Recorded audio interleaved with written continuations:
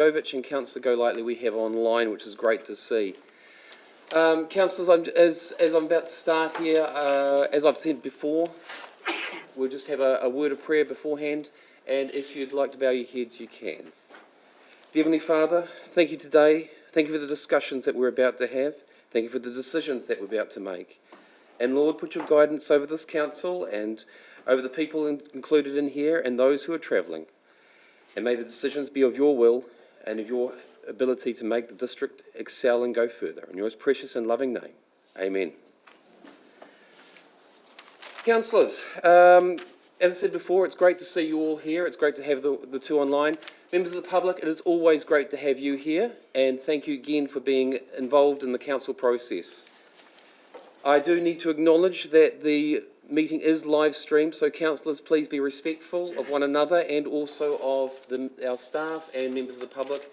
Please be respectful back of the councillors and the discussions that are going on. The meeting has also been filmed privately there, as you can see, and councillors, again, I just say, be conscious of how you explain things and how you talk about things, and remember the discussion is amongst the councillors. Please do not keep referring and turning your back on the other councillors and refer to the public. This is a discussion amongst in here. There is, just a note, there is an additional supplementary item, which is on item 1.8, or should I 7.8, which is in the confidentiality, which we will cover off a little bit later on without Northern Inc. So we will now move into, as before, if there's any declarations of interest, please make them known before the start of each item. There is no public forum at this present moment, so we'll move into the confirmation of minutes, which is on 5.1 on page 7. Do I have a mover for both the minutes on 5.1 and the confidential minutes on 7. No, can't do that one. Sorry, my apologies. Just the 5.1. Councillor Hulse and Councillor Harding. Any discussion on that? No discussion. All those in favour? Any opposed? Carried. Thank you, councillors. We'll now move on to item 5.2, which is the confirmation of minutes of the 7th of November. They are on the page 15. Do I have a mover for that? Councillor Peters and Councillor Holmes. Seconding. Any discussion on that? No discussion. All those in favour? Any opposed? Carried. Thank you, councillors. We'll now move on to item 6.1, page 17. We'll just allow the staff to come into position on this one.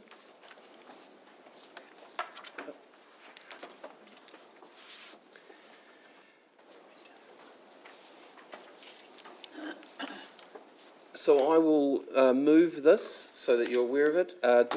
And I will read it out just so that everyone understands. Item 6.1, which is notice of motion, is background information. Notes that the council notes that the information contained in this report about the direction relating the fluoridation of Whangarei's water supply and legal advice relevant to the notice of motion. 2, notes the legal advice on the legal risks, which include the potential for prosecution, intervention by the Minister of Local Government, the Ministry of the Health, directly intervening to implement the directive, the Ministry of Health seeking a court order for implementation, and the risk of a personal liability for elected members. 3, notes that the Ministry of Health have indicated that the Bill of Rights review is in its final stage and that they hope it will be completed by the end of the year. And 4, notes that the staff will keep elected members informed of any new or updated information as it becomes available. I believe that's another fine by Councillor Peters.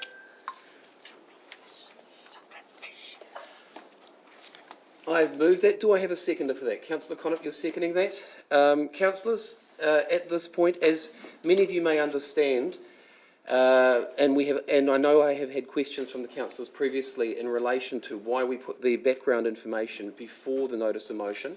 This is enabling the councillors to understand their legal responsibilities, and the council staff do not have the ability to alter the notice of motion that's been put by the council law. So this allows the staff to actually provide background information so that when the discussion on the notice of motion happens, that they can actually have all that information and also be able to ask any questions. At this present moment, I'm going to open up to any questions of the staff. Is there any questions? Councillor Benny. Good morning. I've actually got quite a few questions, but I'm going to try and limit them as much as I can. And thank you, staff, for bringing this to us. There are a few things that I've got a couple of issues with. So on the front page of that, it says that we are required to fluoridate our water supply. That's actually not quite the case, is it? So you're asking the staff if that... Yep, is what states here about fluoridating our water supply is what the direction is. Andrew, I will leave that over to you to answer that. However, from my understanding, the directive is are you more questioning over the I'll give the answer. Okay. The directive is to fluoridate drinking water. Correct. My point is, how can we fluoridate drinking water alone without fluoridating the rest of our water supply? That's the question. Okay. So Andrew, able to answer that? Through the chair, the simple answer is we can't. We have to fluoridate the whole system. Cool. Okay. And there is no other way other than expensively, a way beyond expense system that would have pipes into people's private dwellings. Correct. Yeah. Okay. So in item 4.2, it's got the decision of whether or not to fluoridate a water supply is not currently a power or function of local authorities. I completely agree with that. The question is it the council's function to fluoridate the water? I believe that's going to be a question probably for Rebecca to answer. Yes, it is. And so any responsibilities in relation to fluoridating that water fall back to this council? Yes. So, for instance, hypothetically, if someone has a rash and reacts to fluoride in their water, who's responsible? Is it the Ministry of Health or is it the local council? If we are fluoridating the Just water... a bit closer, please, if you could. Sorry. If we're fluoridating the water within the prescribed amounts, then it would be the ministry. If there was some error in how it was administered, then it would be us. Yeah, just a little bit closer with it, I think, if we could. Okay, so there's some mixed messages there as to who would actually be liable for any issues with that. Just going on to item 4.2.3, which is the declaration taken by councillors, and the end query of that is a statement about latitudinal leeway, which allows for an elected member to willfully disregard the law or a lawful instruction. Yes. So by lawful instruction, so do you accept that the directive has been deemed unlawful, although valid? I would say that there's been an error of law in making the directive, which has been instructed to be corrected, but that the directive itself is lawful to follow. Okay, we'll move on. I'll disagree with that one. And on page 21, we get onto the personal liability for elected members. Just for the information of the public here, the piece that says about those who abstain that would be personally liable for any decisions that were voted on today, that's not the case, is it? No, that was an error. Cool. Okay, thank you for that. And just lastly, almost, you've listed all the options in there for councillors, and I appreciate that, but some options have been left out, and I just sort of wonder why. One is the council has an option to take an injunction out against, as stated by Justice Radich in his decision, if we were directed to fluoridate and we went ahead with it. The second one is there could possibly be no action from the Ministry of Health, and the third possible outcome could be that the Ministry of Health could wait until the end of the court decision in June, which in my mind is the most likely option. And those weren't put in there, I just wonder why. So just to clarify, your question is why those other options weren't included within the assessment? Well, there's background information, yes. Okay. Well, the injunction, the case law that's listed in the back of the agenda item. Sorry, members of the public, please be well aware that the staff member is speaking. Can't hear. Yeah, we want nice and close if we can, yes. Okay, I Please. don't think I could get any closer to it at the moment, or I will be eating it. With regard to the injunction, that has been tried and failed on numerous occasions, and the Radich said that if if the Ministry of Health initiated legal proceedings against council, that would be the moment to apply for an injunction. So that's why that wasn't listed in the paper. We're not at that stage. In terms of doing nothing,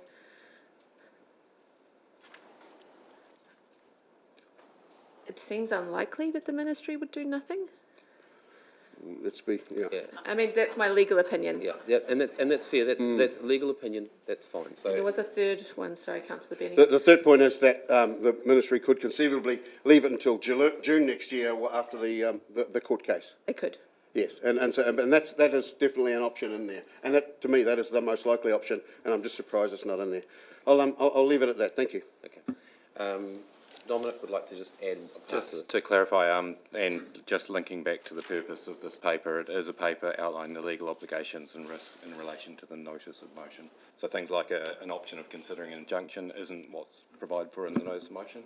It's purely targeted to what are the legal risks associated with this, accepting the points raised. Yeah, okay. Okay. Councillor Hulse, I saw your mic up before, are you asking questions? Your Worship, no. Councillor Benny asked a question, I was going to ask for clarification, thank you. Okay. Any other questions by the councillors? Councillor Mackenzie.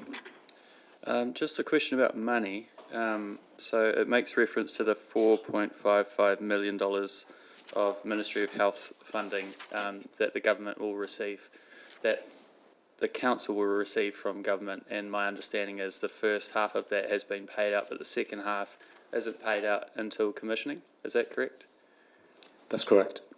And so if there wasn't commissioning taking place, is it your expectation that the council would have to find that other $2.28 million from somewhere unfunded? The agreement is that that money will only be paid at commissioning. So if we don't commission, we've already spent the money. So yes. Thank you. Okay. Councillor Ruka. Thank you, Your Worship.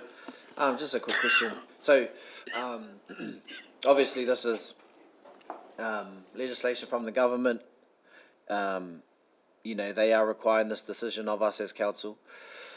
Are there any other examples, you know, where government has created legislation for councils that we've opposed, or that any council has opposed? I'm just trying to find a comparison to help. Rebecca, I'm going to hand that one over to you because you're probably the best one to answer that.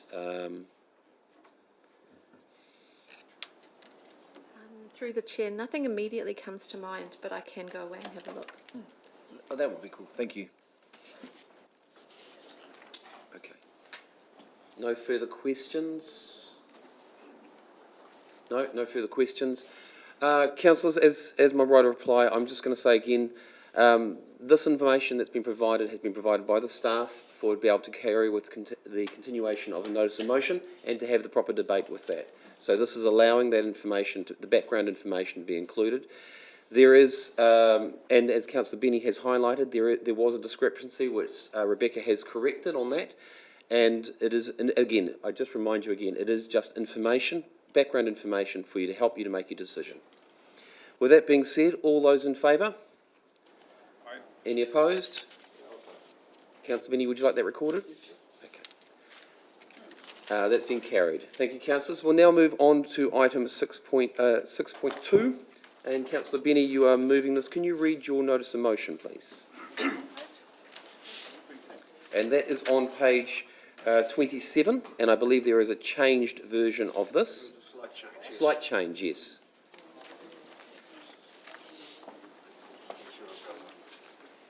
Andrew and Sarah, I would still recommend you to stay there, yes please.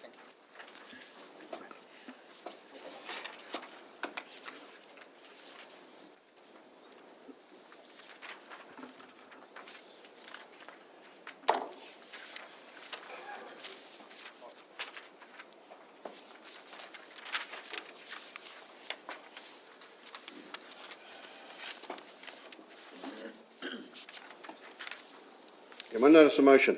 In accordance with clause 27.4 of the Whangarei District Council standing orders, as mover of the original notice of motion, I propose the following alterations to the notice of motion. That the council, 1, resolves to not add fluoride to the Whangarei District's water supplies as required by the directive from the Ministry of Health, MOH. 2, the decision is based on recent court rulings and research that question the effectiveness, safety and legality of fluoridation. And 3, that the Mayor and the Chief Executive write to the Ministry of Health, the Minister of Health and the Coalition Government advising them of this decision. As per the standing orders, we need to have an agreement of all the council to approve that we're going to go through this, the amended notice of motion. So could I just have an agreement that they're all prepared to accept the amended notice of motion? Yes. Aye. Is there any opposed? No. Councillor Benny, I will second that for you. So you can speak to that. Thank you, Your Worship. Try and keep this brief. Firstly, thank you to the public for taking the time to attend today and all the work that you have done to educate the public on this topic. Councillors, there is real concern from the public that fluoride will be added to our water supplies. In 2002, the last meaningful referendum, it was clear by a clear margin that Whangarei City do not want fluoride in our water supply. We have never had fluoride in our water supply. Let's keep it that way. We have been directed to fluoridate our drinking water by the previous Director General of Health, who threw this grenade at 14 councils, took his knighthood and rode off into the sunset. How do we fluoridate just our drinking water? We can't. Drinking water is a tiny percentage of our water supply.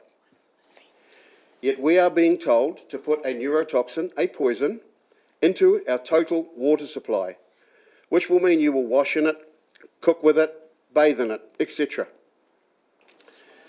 Firstly, let's dispel some myths. The product we will be putting in our water is hydrofluorosilicic acid. It contains fluoride, along with other nasty chemicals, like arsenic and lead. A little aside here, anybody see the news this morning?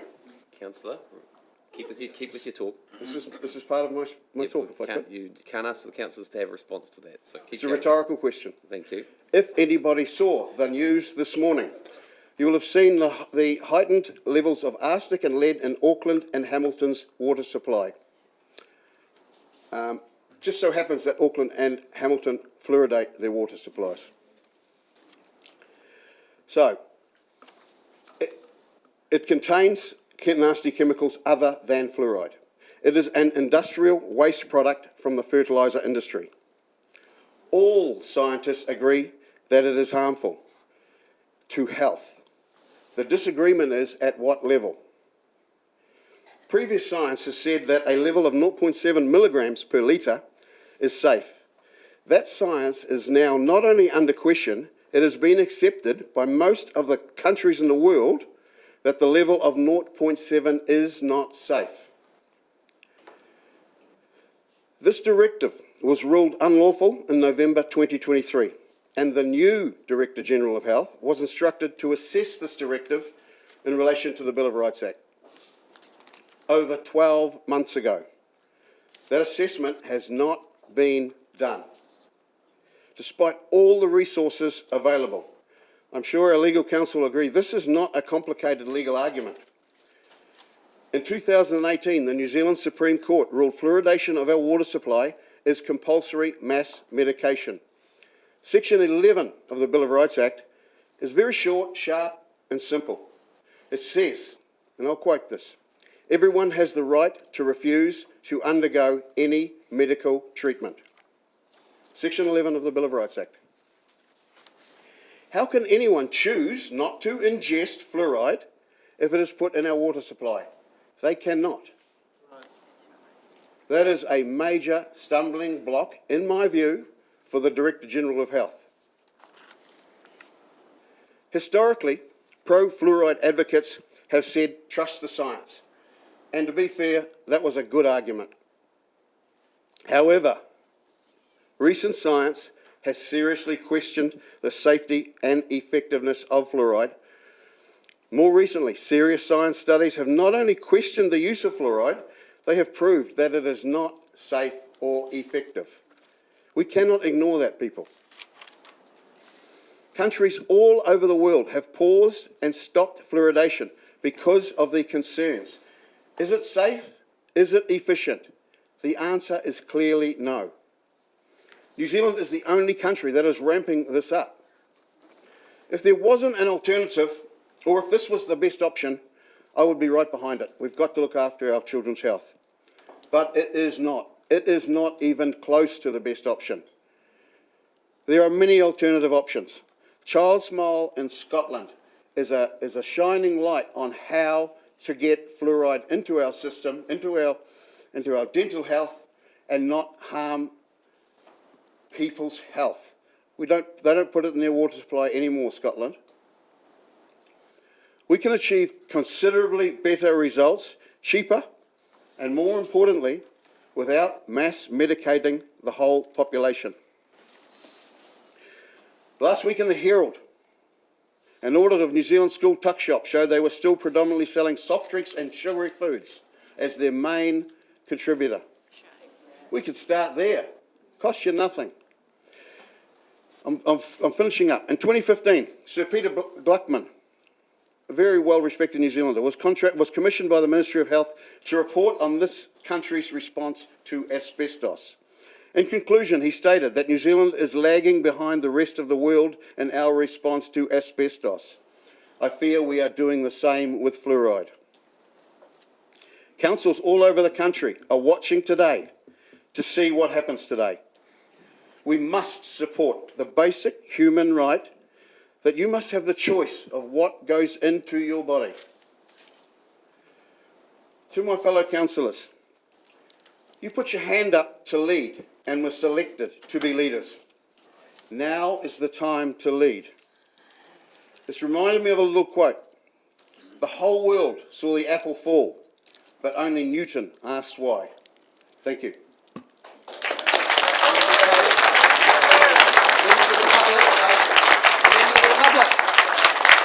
Please refrain from clapping. That is affecting the microphones and the speakers in here and for all the people who are listening online. We encourage you, if you are going to show the sign of clapping, please use the sign language version, which is to raise your hands like this. We do have an issue with the microphones and they will reverberate through to the speakers, so please be well aware of that. Thank you for your cooperation. Turn the speakers up so we can hear. Members of the public, I will ask you once and only once. Please be respectful. If you cannot hear, that is, just make it known to myself or one of the security guards out there, and they will apply their pressure on that. However, on saying that, please be respectful of the councillors and the debating chamber. Councillor Reid. Thank you, Your Worship. Thank you, staff. There's been lots and lots and lots of effort put in to this fiasco, for want of a better word. And I, for one, fully back Councillor Benny in his efforts. He's worked tirelessly and put together a very, very compelling argument. So I will keep this extremely short and say, well done, Councillor Benny, you have my support. Thank you, Councillor Reid. Councillor Hooker. Thank you, Worship. Just a couple of questions. Is there a particular demographic or, I guess, target of this, of fluoridating our water supply? Is it for a particular audience? Is it for a particular demographic, or, you know, in terms of that directive? Thank you, Councillor Rooker, for that question. The information, now Andrew can correct me on this, the information that I have received came from the Minister of Health, specifically referring to the condition of people's teeth in Northland and the reason why there was a need for fluoridation. There was no indication over whether it was specific over a certain group of people. There was just a general trend in Northland for the tooth decay. Oh, cool, thank you. So, Andrew, you're nodding to that one? Yep. Oh, thank you. And so is it correct that of our town supply, only 1% of it is used for drinking, approximately? Andrew, I know that that is a question which may not be able to answer, but I'll see if you can answer that. I think that the general rule is it's under 5% anyway. The exact amount obviously varies, but yeah, it's pretty low. Can I speak to it? You can speak to it, yes? Thank you, Bishop. Oh, I just, so for me, it's really, there are a lot of compelling arguments against fluoridation and fluoride in the water. Really, what the main concern for me is that such a small percentage of who I think are vulnerable to bad oral hygiene are just not drinking water anyway. That's kind of my, that's my major concern. My major concern is that it will be not effective because, and so just in context, the demographic who I see this being fit for is more likely our kids and our young ones. And so I would argue that a lot of them, one, it's only a very, very small percentage of our town supply that's used for drinking, and then I would argue that an even smaller amount of that is going to be drunk by the ones who need to be drinking tap water. So that's really my main concern with fluoridation, is how ineffective I think it will be. The other side of that for me is is just your ability to choose whether you want it or not. Those two things combine why I support this motion. I don't think it's an effective way to do it. I think we can be educating our community, our whānau, our tamariki to be more concerned about what they're, the sugary drinks, like just sugar in general. I think sugar is a major concern for health in general. And then obviously as a byproduct of that, we have bad oral hygiene as well.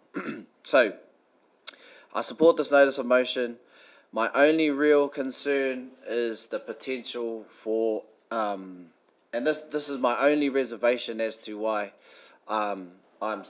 would even second guess not voting for this, and it's the personal liability, and then the liability of the council, and then the potential liability of our community, our rates payers, to have to pay potential fines, as the warnings we've got. So that's really my only reservation, is the liability of this motion, but I do support the motion today. Thank you, Worship. Thank you, Councillor Ruka.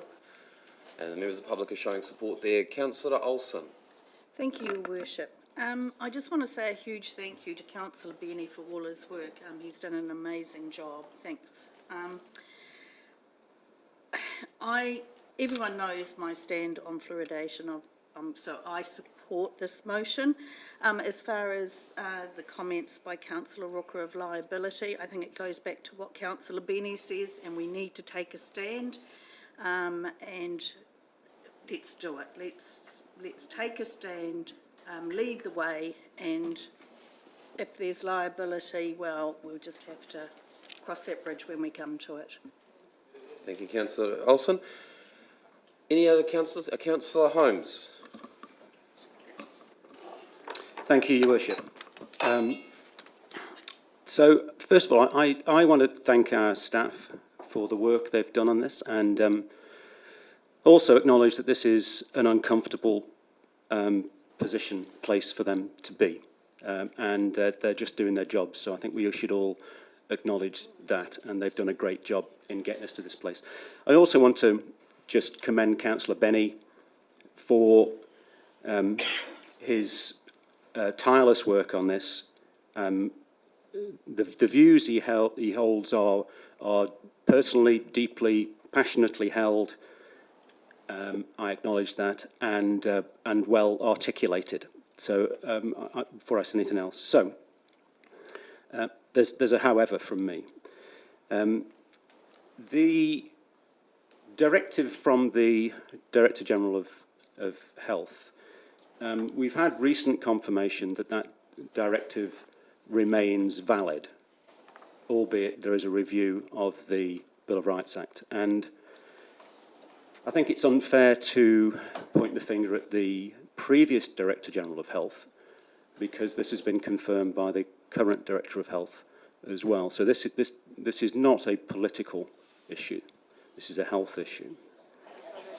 Sorry, Your Worship, I'm getting constant back chat in my ear that. Here, and it's very difficult to concentrate with the level of noise I'm getting. Members of the public, please be well aware, Councillor Holmes is speaking here, and please give him the respect that he deserves. Thank you, Your Worship.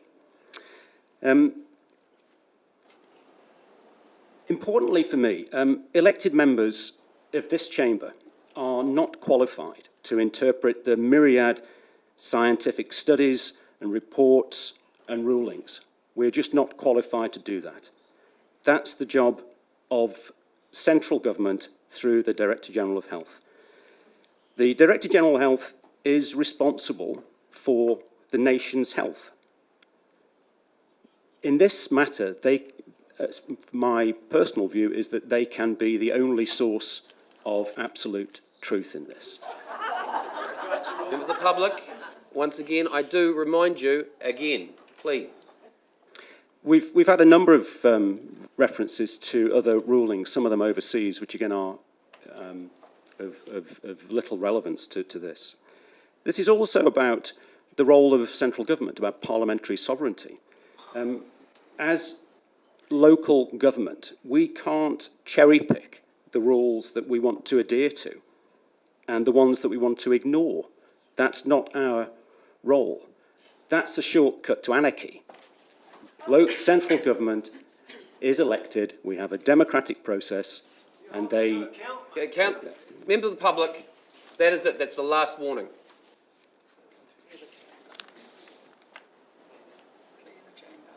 So, sorry, I've lost my train of thought there. One of the final things I want to say is the recent legal opinion confirms my own view that we could be in breach of the Local Government Act if we vote for this. And if we do that, we'll be in direct contravention of the directive from the Director General of Health, issued under the Health Act. I also want to make comment about our relationship with central government. If we vote for this today, that will send a clear and strong and unambiguous message to the government, as others have said. However, I think the message it sends is that we don't want to work collaboratively with central government. And I think that's a very strong statement for us to make when we are trying to grow Northland, trying to grow Whangarei, trying to elicit extra funding from government for projects which are essential to the growth, stability and wealth of this region. And I think it's a very difficult discussion to have with central government if we tell them that we're not prepared to abide by directives. There's the small issue of the funding for this equipment as well, as Councillor Mackenzie raised in a previous debate. 4.55 million, I understand, is the total cost. We've had half already. And the question really was not properly answered, I think, is that if we don't do this, there's a good chance that we're going to have to repay that 2.25 million back to government, which is unbudgeted. My final comment really is around human rights. And again, Councillor Benny very well articulated the importance of human rights. Now, as a previous Director General of Amnesty International, let me tell you that I'm pretty well aware of of human rights and of the Bill of Rights Act and the universality of human rights. We can't cherry-pick human rights no more than we can cherry-pick the rules that we decide to observe. And so, with the greatest respect to the speakers before me, whose views I acknowledge and respect, I will not be supporting this motion. Thank you, Councillor. And thank you for highlighting about the funds again. Thank you for highlighting that. Councillor Cooper. A question at this stage, Your Worship. One of the areas that is central to this argument, I feel, is the amounts of fluoride that is being put in the water, and what is safe and not safe. Can I ask Andrew Venmore, our water expert, what assurances we have that that when we put fluoride in the water, it will consistently be within the boundaries that we say it's going to be within? Very good question for Andrew there. Through the chair. So we would, the requirement is to dose between 0.7 and 1. So we would set our system up probably to dose at 0.8 to give us a little bit of leeway. Our systems are alarmed if it drops below 0.7 or above 0.1. Our technicians would be alarmed of that and they would make changes. We would also have an upper limit, probably just above 1.1. If it went to that level, the system would shut down automatically. So that would be how we'd operate a system like this. Now, the measurements are taken continuously, so it's a pretty accurate system, but it would be within those parameters. Andrew, just to continue with that questioning there, which was raised before, do you have any knowledge of the effect on the equipment of adding fluoride?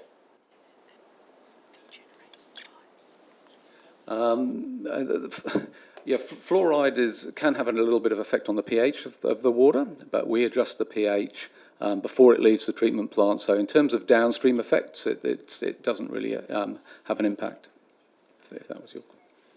Could you also provide your view on why the treatment plants in another area, which was reported in the paper last week, why it failed? I don't know that. Through the chair, sorry, I'm not aware of the details of why it might have failed. It depends on the operating systems, how frequently they're checked and how frequently they're monitored, and the way that the dosing equipment is applied. But I mean, there's always risks with these systems, but we've got very good controls whereby if things get out of the required limits, we would actually shut the treatment plants down or stop the dosing, whichever is most appropriate at the time. And for clarity purposes, Andrew, what is the time limit between identifying the alarms and shutting the system down? Instantaneous if it went above the upper limits that we would set. Instant, okay. Thank you. Councillor Harding. Mihi ana kia koe e te koro mātou mō te karakia kia mātou ma tēnei ata. Mihi nui. And to our staff, mihi ana kia koutou katoa, as with other councillors. You know, this has been an arduous journey and you've been trying to provide us the narrative in black and white so that we can get to these points of decision making. So we mihi to you all as well. Just a first part, I coming off the back of Councillor Roka's questions, and mine's kind of around that urban-rural split. So, you know, often talking about those isolated and rural areas where we know that a lot of these services and dental services that can't get to. Do we have an idea around those populations and whether this adding fluoride to water would impact on them or not? Because I'm aware that there's a lot of residents that have their own tanks and that, so clearly they won't be impacted, will they? Yeah, through the chair, about between 70 and 80% of the population is on a town water supply that would be impacted. So it's around 20 to 25% that wouldn't receive any fluoridated water. And you're correct, yeah, the people that aren't on the town supply wouldn't be impacted at all by this. Yeah, and I guess my angle on that is we know the statistics, we know the demographics of people. I guess also, for our Māori people who live in those rural and those isolated areas. So this, if there was a move by the Director General in that time around trying to capture that demographic, I don't think it's, and then to apply, it's kind of the one rule fits everybody, just kind of catch all. That makes me think a little bit more about specifically who is the audience that they're trying to capture in this. And look, I want to acknowledge Councillor Benny's staunch leadership and approach right from the get-go. He has been doing this, and obviously the public's interest everywhere we've been, especially out in Ruakaka, Bream Bay. As elected members, we're constantly having to navigate the government directives that come through central government, and this one in particular. So this government directive overrides our local government decision making, something that they said they're quite happy for us to do. Look after your own net. And this is but one of those kaupapa that we're always having to dodge. The avalanche comes down and we have to wear it. And then we're in this, talking about the putia, about the money, almost in this blackmailing position of, here is a whole tranche of putia, go get your infrastructure ready for it, you're half committed to it, you don't have enough time, so you ask for an extension, they give you an extension, but the extension means that you are absolutely going to do this. So you're almost half committed when, Councillor Benny is still getting all his ducks in a row to go, well, hang on a minute, we haven't quite got this all over the show here. And we build this infrastructure, we don't agree with it, we will be in breach, and guess who's gonna pay for it? Our ratepayers. So you've got to imagine, what kind of decision making we are led to. A government directive, come down, you will do this, our community don't want it, half of us here don't want it, and if we don't, you'll be in breach and you're all going to pay for it. So education has come out everywhere, and it's got to be an all approach. We've got to start with that education, exactly what Councillor Rooker has said previously, and that targeted group around our young people, our young mum and dads. Well, they are onto everything at the moment. They're across everything around the health and well-being of their tamariki, of our mokopuna. So just understand the depth of what it is that we have to look at today, and I just wanted to say that. Thank you. Mihi tika. Thank you, Councillor Hahn, for those comments. Absolutely. Councillor Golightly. Thank you, Your Worship. I just want to also thank Councillor Benny for bringing this to us today. He has worked extremely hard, and of course he has my support. For me as well, it's also about the principle of this and of what I call mass medication, and it reminds me of the last directive of the Minister of Health when we were all told to vaccinate ourselves and ask questions later. So for me, it's like, I don't know what anyone's political views are of the United States government, but they're getting it right. They've got a new general of health that are going at it full force. They're not self-medicating. They are fully going after food giants and companies who have caused this mess in the first place by allowing our food to be full of sugar. And so to me, that's sort of my view on it, and I will be supporting Councillor Benny. Thank you, Councillor Golightly. And Councillor Golightly, just so that if you're not aware, the members of the public here are showing support of that, what you've said. Councillor Roka, you've got a question? Yeah, just a question. Yep. And potentially a really dumb question, so I apologise in advance. But can you filter, does your filter get rid of fluoride in your drinking water, in your tap water? Councillor Roka, I have actually got the answer to that. I've actually done research myself, and I was going to put that question. However, the only form of reliable, now Andrew can correct me on this, the only form of reliable filtration is reverse osmosis. And the filtration system costs around about $700 to $1,000 for a home. Cheap ass. Sweet. Thank you.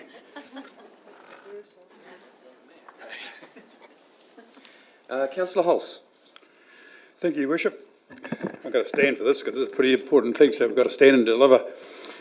Okay, so I'm not going to cover the points that a lot of other councillors have made, but I want to make a point of just show how unnatural this process has been.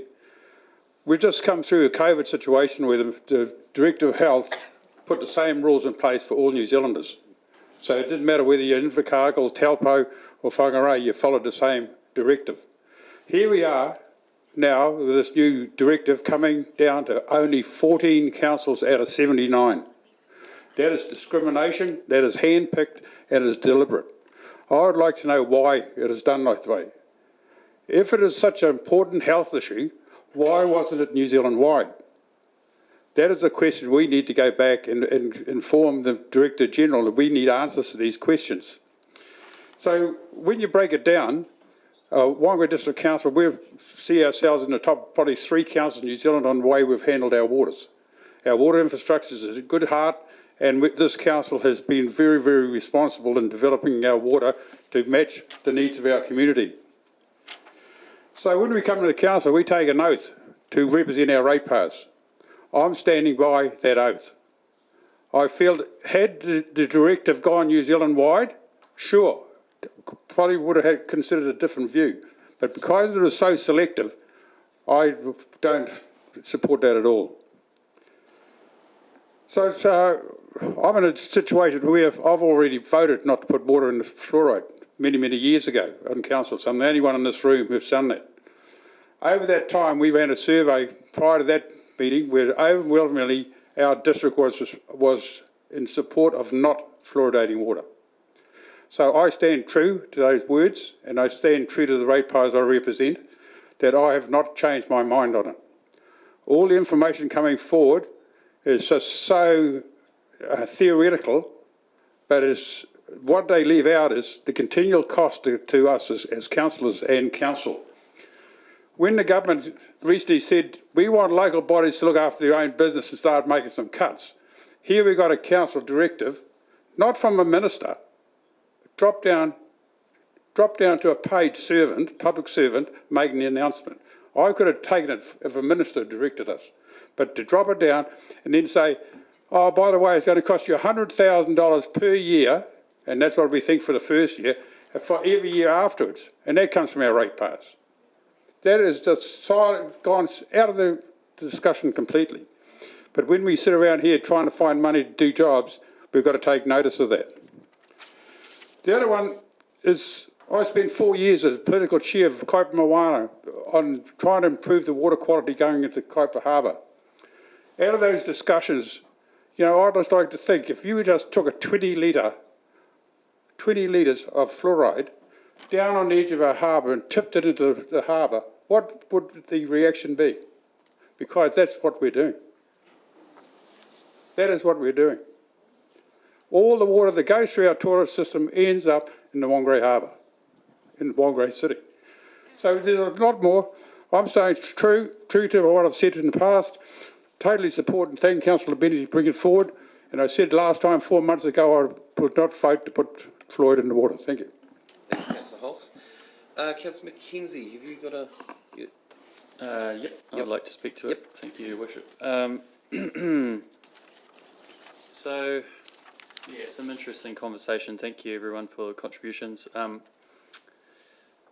From my perspective, local government operates under a legislative framework, and local government in New Zealand only has powers conferred upon it by the New Zealand Parliament.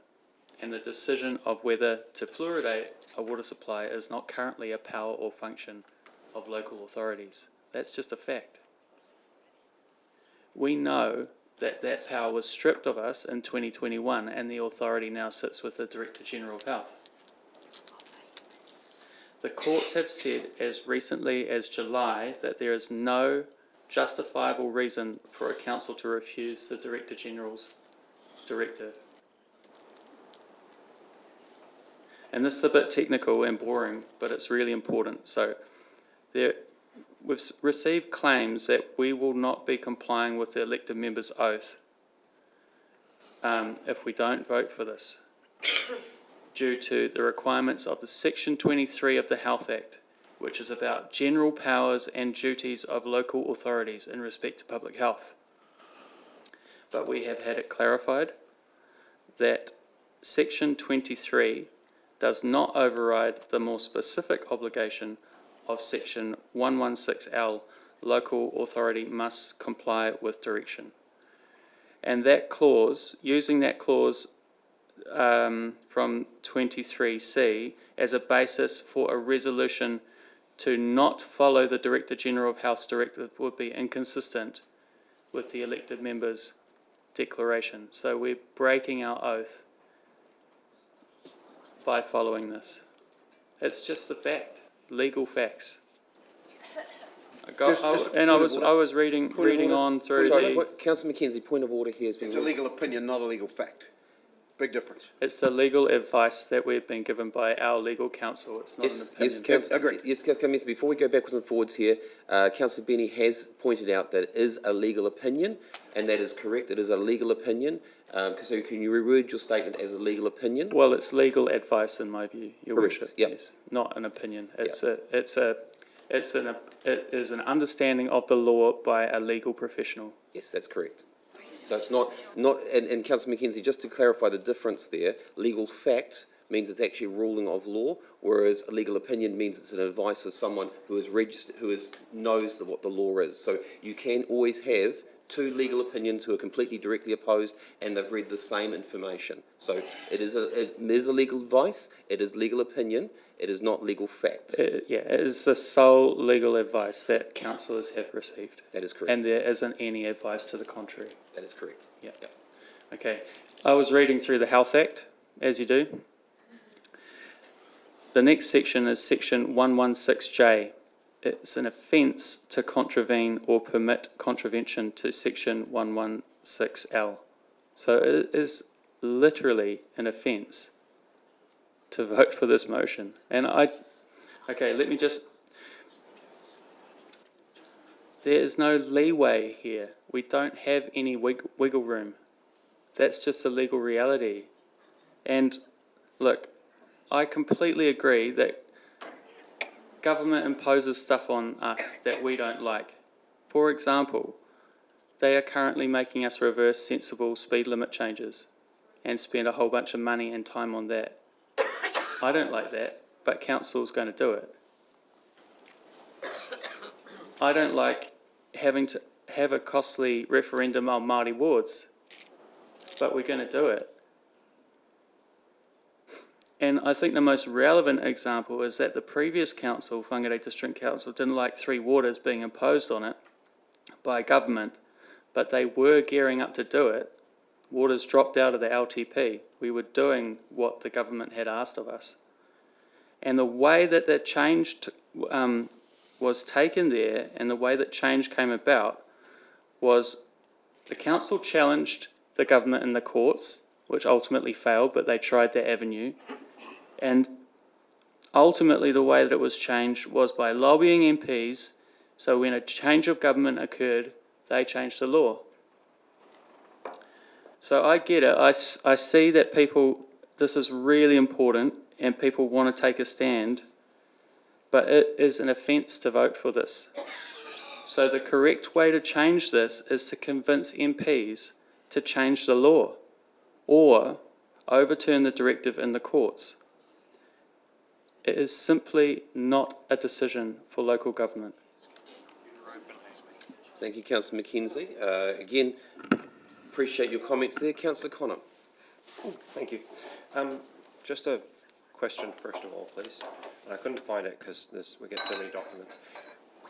Do we have the results of the survey that was done recently around fluoride? Sorry, Councillor, not at hand. Not at hand. Staff? As I said, I've got Dominic saying it's not at hand at the present moment. There may be, Andrew may be able to answer that.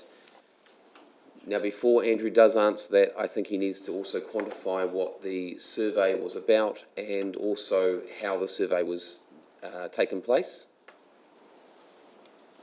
Yeah, I can do that, Your Worship. So the survey was undertaken as a telephone survey, so basically randomly ringing round residents within the district. The results were that of those phoned, 19% strongly disagreed with fluoridation, 11% disagreed, neutral was 29%, agreed 22%, and strongly agree 19%. Cool. Thank you very much. Yeah, I just have a couple of comments and going into the speaking side of it now. I'd just like to say, first of all, thank you to the staff for doing as much as they've done to be able to provide us the information. Thank you to Gavin for doing as much as he has done to also keep us in the loop through this whole process, not dropping anything out and keeping things kind of off to the side. So it's been great to have a full discussion through it, or at least listening and understanding where people have been coming from. Comments that have been made through here can be looked at as opinion as well. Whilst one way of saying something to one person is one thing, another way is completely different. The fact that we've already had raised the referendum on fluoride and whatnot from 20 years ago, over 20 years ago, that a lot of our public have not had input into. So, which is why I asked the staff to be able to provide that survey of a closer to now time. I didn't get to have any say back in that day. I didn't have any say in this survey either. And it comes down to us here. I'm just going to tell Toko what Councillor Mackenzie said for all the bits and pieces that he's provided to us about the legislation. I'm not going to go into that detail there. But for me, I trust the scientists that are out there. And for me, from what I've seen, the overwhelming support has been for those who support fluoride. There are people who oppose it. There are scientists who oppose it in many shapes and forms. I do not disregard those. Science is literally trying to disprove things, and if you don't come up with the same, if it doesn't get disproven, it becomes a fact at that point in time, which then can be challenged further on down. That's literally what science is trying to disprove, and you get up to have a consensus eventually. For me, I see our 14 people as, I don't see one major scientist within us. We all have to listen to those of the experts that have been diligently studying this to the nth degree. So today I cannot support this notice of motion. It's just how it has to work for me today. Thank you, Councillor Connor. Councillor Olsen, you have a question? I do, Your Worship. Yep. So just seeking clarity, Andrew, when it came up in the previous discussion about faults and the systems that have failed, you said you were not aware of that, is that correct? Councillor, I believe what the question that was asked to him at the time was whether he had an opinion on how the other place failed. Okay, so you are aware of failures within other systems, correct? Yes, correct. Yeah, okay. And it's more than, the faults that have occurred have been in more than one system, one council system. Is that correct? Is there? I am aware of other systems having been shut down by councils for various reasons. Okay, all right, I'll leave it at that. Thank you. Councillor Hulse, you have a question? Yes, I have a question. It's been brought up by two speakers so far. It has been said Whangarei District Council is not moving on fluoridation. Those statements were incorrect because our council has gone along and installed the mechanical things needed to add fluoride. This decision, Councillor, are you asking? the question is, yeah. did we not write to the Director General to ask clarification on this when we had that motion moved about 5 months ago? And is it correct that they have now got the court case mid or to late 2025 at the High Court? Is that still pending?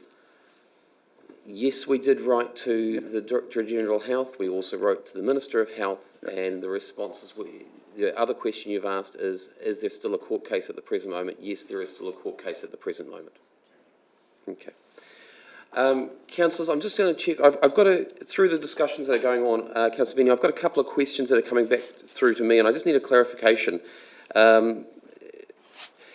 It's been stated, Andrew, that we'll be looking at about $100,000 a year to maintain the fluoridation. Is that the best estimate, or is that a factual cost? Through the chair, yes, we have done some calculations. It's made up of around $20,000 in actual chlorine dosing costs, so the cost of the chemical. And then with any system, it needs maintenance, it needs calibration, that's staff costs and contractor costs. And then there's the possibility of say, breakdowns or shutdowns which need to be attended to.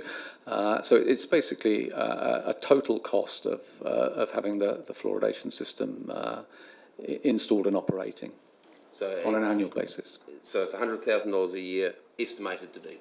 Estimated, okay, correct. Cool, thank you for that. For those people who do not want to have fluoridation, the only option is for reverse osmosis in their own private house? That's correct. Yeah. Okay. And in relation to, now this is probably a Rebecca question from a legal side of things, Councillor Mackenzie has made it quite clear that there is a legal aspect to what's being done and what's being offered to here. Is there a chance, and you have highlighted in the previous agenda, so I just want to reiterate that, since this decision has been taken out of Council's hands, is what the most common response that you will have, or the most expected response that you will have, is that central government will just dictate the legislation to happen? As I'm asking for your legal opinion on this, whether you can answer it or not. So, Dom? So through the Chair, I don't think we can speculate on the actions of central government. We've given you the risks and the options and what could happen. Cool. It's ultimately up to central government what they do. Appreciate that. Thank you very much for clarifying that. And no, I think I'll... Oh, actually, yes, Andrew, probably the one last question was, the survey that was recently done, with the telephone survey, how many people were actually surveyed?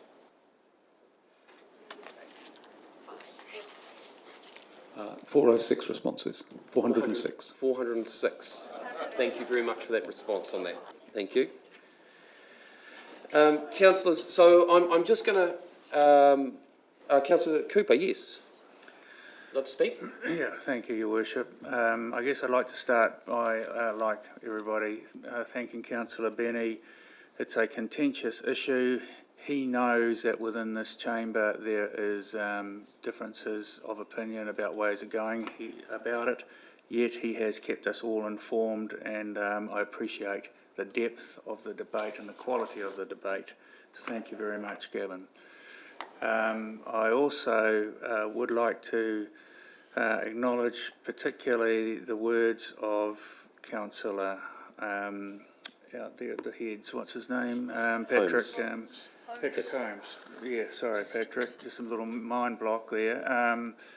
It's okay, Councillor. Yeah, you understand why, don't you? But it's the thing is that Patrick because Councillor Benny mentioned leadership, and he says it's time to stand up as leaders.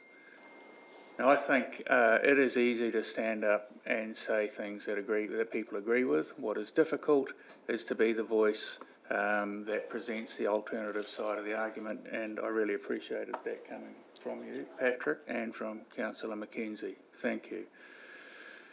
I also appreciated what Councillor Harding had to say in that on the surface this looks like a reasonably straightforward decision, but there is a depth to it, as has been illustrated by the arguments, that is perhaps not at first understood. And I guess one of the things for me is we have a very strong voice for anti-fluoride, but who is the voice of those people that are required, that these outcomes are so bad for in terms of their oral health, and then the downstream benefits, effects of that poor oral health? And I guess the Director General of Health is that voice. And so when we say, again, we talk about leadership and we talk about the government trying to look after the people, which are our people as well, there is some leadership there. And it has quite clearly been, we have been clearly made aware of what the wish of that leadership is. So I guess it's an incredibly difficult debate. I was concerned about the ability of our council to keep within the boundaries, because I agree too much. Fluoride is not a good thing. We've had the answer from our engineers that above a very level it just shuts down automatically. So I guess those are the thoughts that we're taking ahead, and we'll let the process carry on. Thank you, Your Worship. Thank you, Councillor Cooper. Councillors, look, I'll just have my way of saying here. I need to make it very, very clear. Look, I've had a personal view on this for quite some time, and I make it quite clear it is a personal view. As someone who has suffered from mercury poisoning because of being, I won't say tortured, but you'll understand, by the dental system back in the day when I was in primary school, and the use of mercury inside my fillings. And that was actually the cause for the mercury poisoning for me later on in my life. So I'm well aware what the whole effect of oral hygiene is and the effects of things are. So with that, I turned around and asked the Minister of Health, and he knows my view, he knows my personal view about the aspect of adding fluoridation. And I asked him what things central government was actually doing to mitigate the oral health within the country. And he reaffirmed to me that they are still doing the toothbrushes in schools. They are still teaching people how to brush their teeth and why to brush their teeth, which is excellent, because that wasn't back in the day with me. They are also looking at sugar taxes or forms of sugar taxes, and they're also looking at education. Now, the Minister has made it very clear that this is a directive. He has also made it very clear that this is a conscious vote from this council.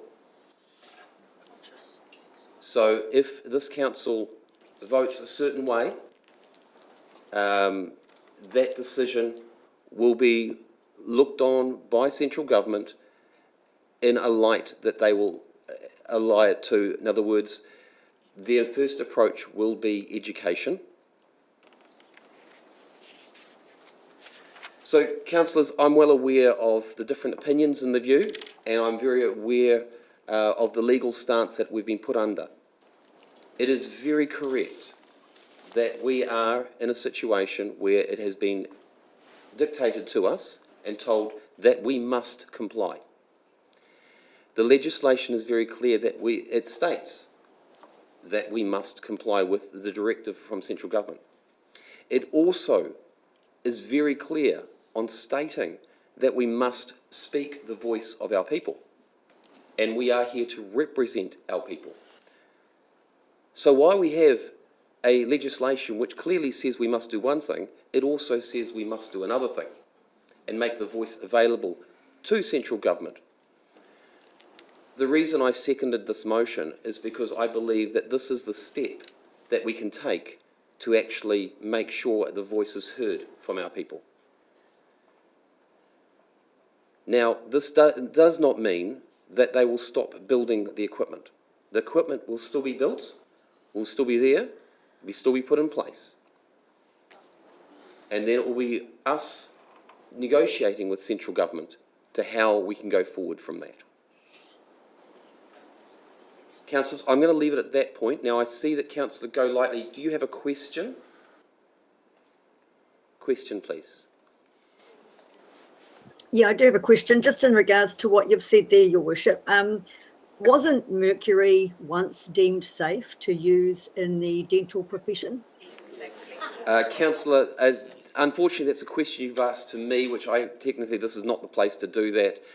However, if there was medical people in the room and within our staff, that will also be agreed. So it was a rhetorical question there, so thank you very much for that. As there's no other questions at this point or statements, I will go to Councillor Benny for his right of reply. Yeah, very briefly, not as brief as I wanted it to be at the start. So 2 years ago, I couldn't give a hoot about fluoride. But in the last 2 years, I've really researched and read into this and gone as far as wide as I can. Beyond the conspiracy theorists, beyond everybody else, I've had a real good look at this. Common sense tells us this is not the way to go. I've got my own tank at home, it will not affect me. But I'm wondering, what's the next step? Are they going to order me to fluoridate my own water supply? That's really the next step. This is lazy politics. This is not the best way to handle it. Everybody's clear about that. There are better ways. Dr. Shane Reddy in 2021 tried to bring a supplementary bill to put it back in local government's hands. I'm asking Dr. Shane Reddy now, step up, stick with your principles. In yesterday's paper, the Ministry of Health dumped a whole heap of radioactive waste at a rural location in Palmerston North. Documents from this is in the Herald yesterday. Documents there said they decided to keep that secret from the people around there. What secrets are they keeping from us here? I'll ask you that. In New Zealand, it's free already for under 18s dental health, and there is a process in school. We need to ramp that up. We need to increase that. If that's our target audience, and that is our target audience, then we need to ramp that up. There's no doubt about that. The systems are in place, they're just not working. We need to make them work. I just ask, so there is no doubt that pregnant women and children under 6 should not be taking fluoride and should not have excess levels of fluoride. The fluoride levels in your body are determined by how much you drink. If a pregnant woman drinks a lot of water, she is putting this in her system, which is not helpful. Everyone agrees they should not be having high levels of fluoride, pro and anti-scientists. Who is going to look after those people? No one. We will. Whangarei District Council was ordered to fluoridate like us. Their levels, they didn't test for the first month, and they tested and they found their levels were over 1. So they've paused fluoridation at this stage. Same equipment, same directive, same thing. This isn't precise science. New Zealand has a history of standing up against wrong decisions, dumb decisions, all sorts of decisions. We have a history of that. There are a number of products that were deemed safe that are now no longer safe, that people stood up for, as these people are standing up right now. And I believe we should stand up. These arguments about liability and education, not enforcement, are just supplementary items. The issue is, do we support putting poison in our water for something that is not safe, it is not effective? The argument about the Section 23 of the Health Act, so councillors are obliged to follow a lawful order. This is not a lawful order. That is clear from the High Court, from Justice Radich. It is not a lawful order. So when we say it's fact, it's not fact and such. This is not about the money. This is not about liability. This is about doing the best thing for our people. I encourage you to support my notice of motion. Thank you. As the right of reply has been had, We're going to have a division, Your Worship. Are you calling for a division, Councillor? I am. Okay. Councillor Holmes is calling for a division. As the right of reply has been had, all those in favour, please raise your right hand. Those in favour? Councillor Ruka, Councillor Reid. Oh, sorry, it's 4, yes, that's correct. Yep. Councillor Olsen, Councillor Hulse, Councillor Benny, His Worship the Mayor, Councillor Golightly. And those against? Councillor Peters, Councillor Mackenzie, Councillor Holmes, Councillor Connop, Councillor Yovich. You missed me. Abstain. And are you abstaining, Councillor? No, I had my hand up, but I don't think Nicolene saw me. Is that 4? Against.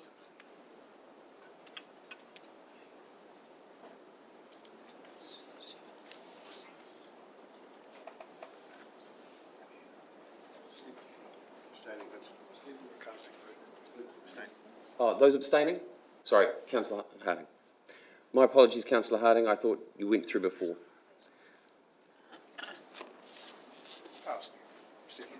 It has been carried. Thank you, councillors.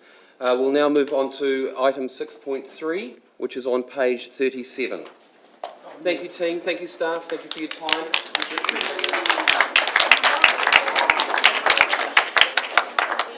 Councillor Hulse, are you moving this motion? Yes. Your Worship, I would like to move this motion, please. And Councillor Cooper is seconding it. Can we just have a moment, Your Worship, just while we clear, because there's a lot of noise going on, can't hear. Yep, understand that. Members of the public, can we please... Keep seated.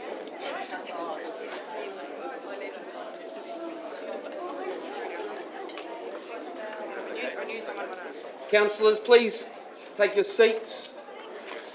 You were not asked to get up. Councillors, please take your seats.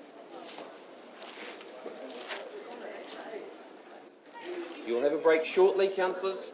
Okay, so Councillor Hulse, you are moving this item. Can you please read this item out? Okay, so item 6.3, Coastal Protection Works Policy Application 13 Point West. The motion is adopts the council officer's recommendation to approve the application for landowner approval pursuant to the Coastal Protection Works Policy, and 2, agrees that the proposal aligns with the purpose of the reserve as described as Part 3 of the Reserves Act 1977 and Section 229 of the RMA 1991, and 3, grants landowners approval pursuant to Section 23 Reserves Act 1977, and 4, note that there is no funding for seawalls in the current long-term plan. Funding of the project will be through the direct affected community. And Councillor Harding, you're seconding that. Okay, Councillor Harding. Councillor Hulse, would you like to speak to that? Oh, I'm pleased to see this in front of us. You know, there's been some conjecture for a long time of coastal protection on the Takahiwai side of 13 Point. The cliffs have eroded, but the staff have come up with a solution I think that the local people will be well pleased with.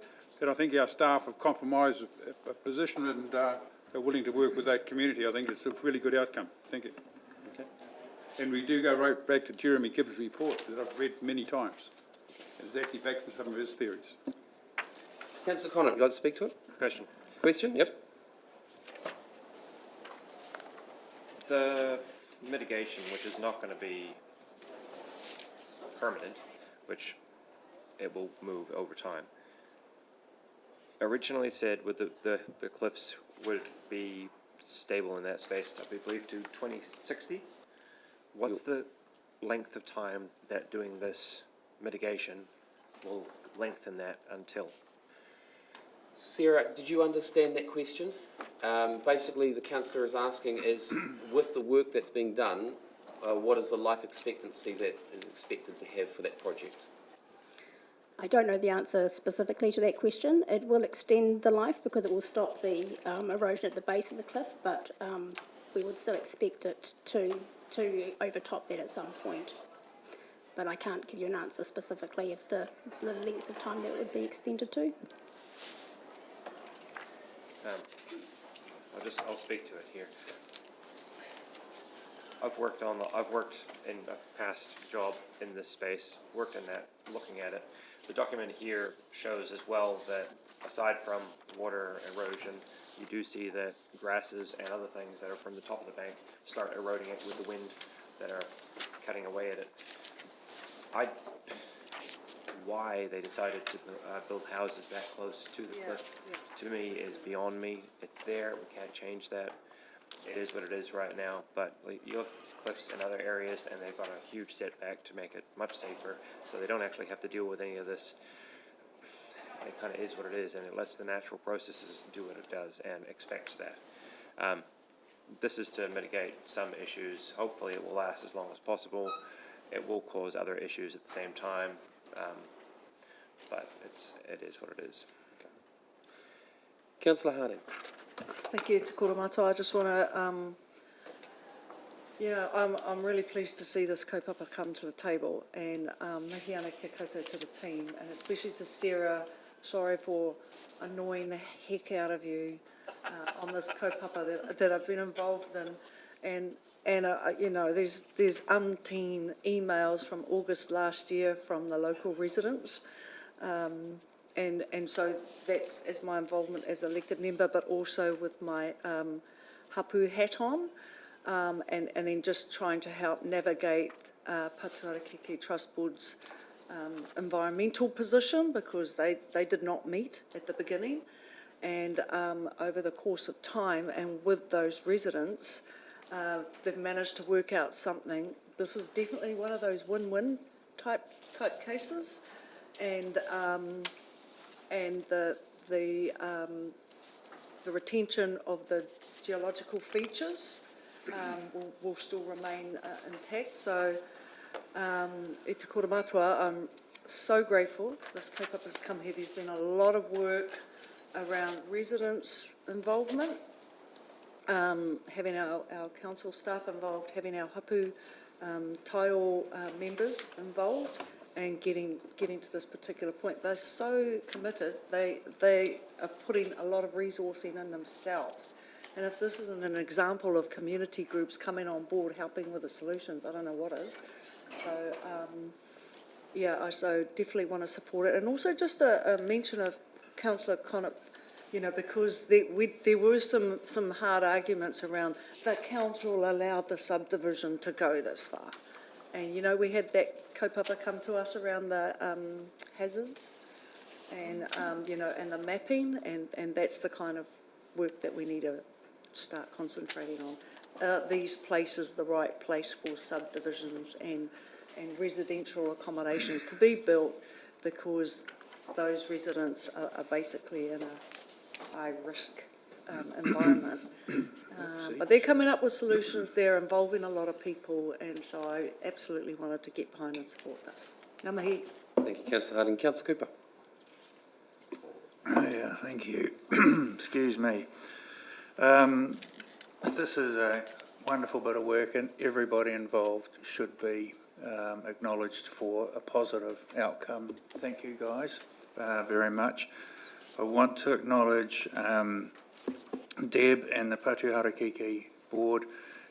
This is she's underplayed the role that they have worked in it, but it's a wonderful example of people working together to get an outcome. And I do think it's a direct result of having Deb on our council sitting around the table. So for me, it's just absolutely fantastic. The other great thing about it is that these people are going to pay to protect their own house. So for me, it's a bit of a blueprint for the way forward in some of these tricky situations, and I think it's something that we should be able to build on. Thank you. Thank you, Councillor Cooper, and very good points on that. Councillor Reid. Thank you, Your Worship. I am absolutely mortified, horrified and disgusted. There are about 100 pages in this, and there are shining examples of how we throw our money away to get to an end that is so simple, and it is highlighted in a couple of the photos in here. where we had contractors go in. Councillor Holst and I actually visited the site, I think it was last term, and we saw the rock revetment. If you look at page 61, you will see on the point, the left side of the top photo, rock revetment wall. In the centre of the photo, there's more. Then there's a gap, and this is where our problem is. There was a gap in the thinking. When those first two sections were done, which I do believe was done by a local contractor who carted the rock in, had a machine or two on the beach, and they had to work by the tide. And if you have a look through this, you will see the details of the saving of the landscape, where it shows there's grass, there's foliage all growing. Where the seawall has stopped, we have erosion. So I just wonder how much it has cost per page to have this 100 pages put in front of us. And we still haven't put a single rock in place. Now, this is a shining example of where the council in the past has let itself down, and I think we need to be a little bit more astute on this. And thank you to Deb and Patuhara Keke for their input. I doubt that we'd have got this far without it. So, just with that, sorry to be so abrupt and demeaning. I didn't intend to be. It was just the shock of it, 100 pages to come to a simple decision, and I back it fully. Thank you, Councillor Reid. Any other, Councillor Holst? It's ready to reply? You want to reply? Go for it. Okay, just a couple of comments come up about why did council allow houses to be built there, because it's in a safe margin. What we're talking about here is protecting a council-owned riparian strip, Esplanade Reserve. At one point there, there's probably, if that cliff has come back probably between here and Councillor Olsen. That's how far it's come back at one point in the last 25 years. So, you know, like, that's our land, the public land is being eroded away. It's not the individual houses yet. So this work may slow that down. That's why I support it. Thank you. Thank you, Councillor Holst. Right, a reply has been had. All those in favour? Aye. Any opposed? Councillor Conant, would you like that recorded? Not to be recorded. Carried. Thank you, councillors. We'll now move on to item 6.4 on page 137. I believe, Councillor Benny, you are moving this? I've got an alternative recommendation to move. Okay, yes. What is your alternative? I just may have some queries before I do it. So this is a little bit rushed, and I apologise, and I have signalled to councillors that I will be looking at some alternatives. I just want to make sure that they are doable before I go to jail.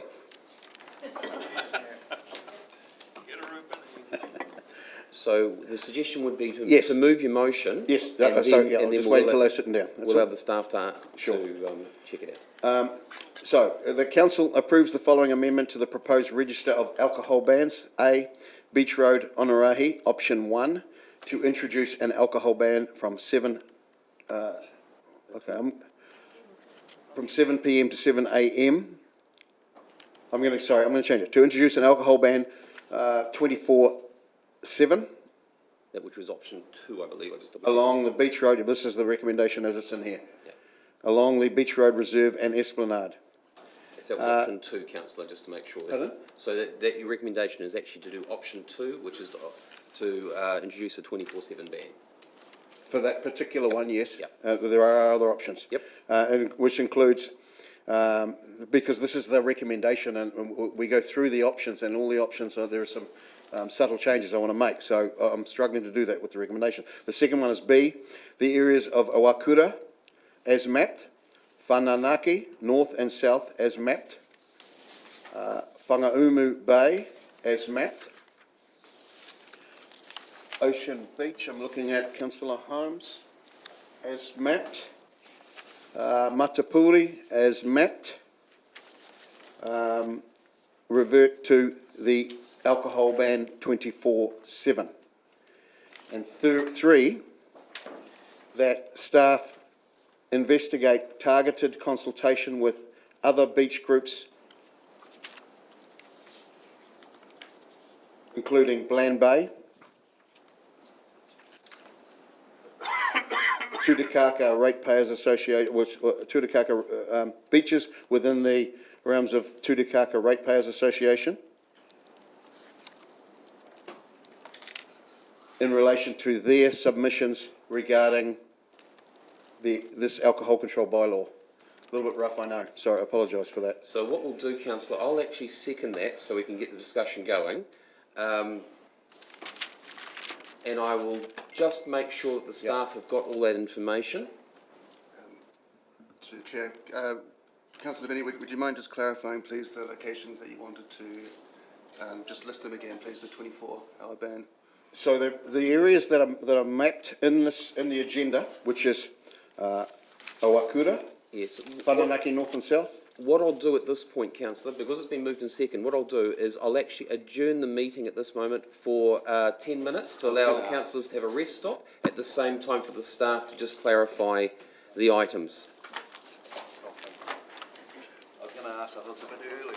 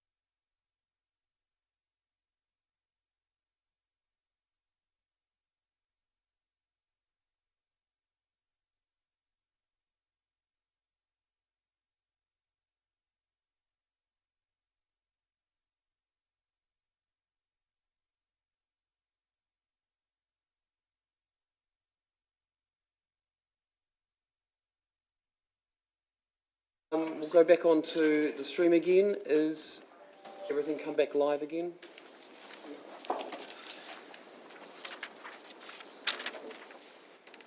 Within that break, just so that everyone understands, the Hamish and Councillor Benny have managed to get their notice, get the motion made in the right way, so that it's as legal and as following the rules as best as possible, and the intent of the motion.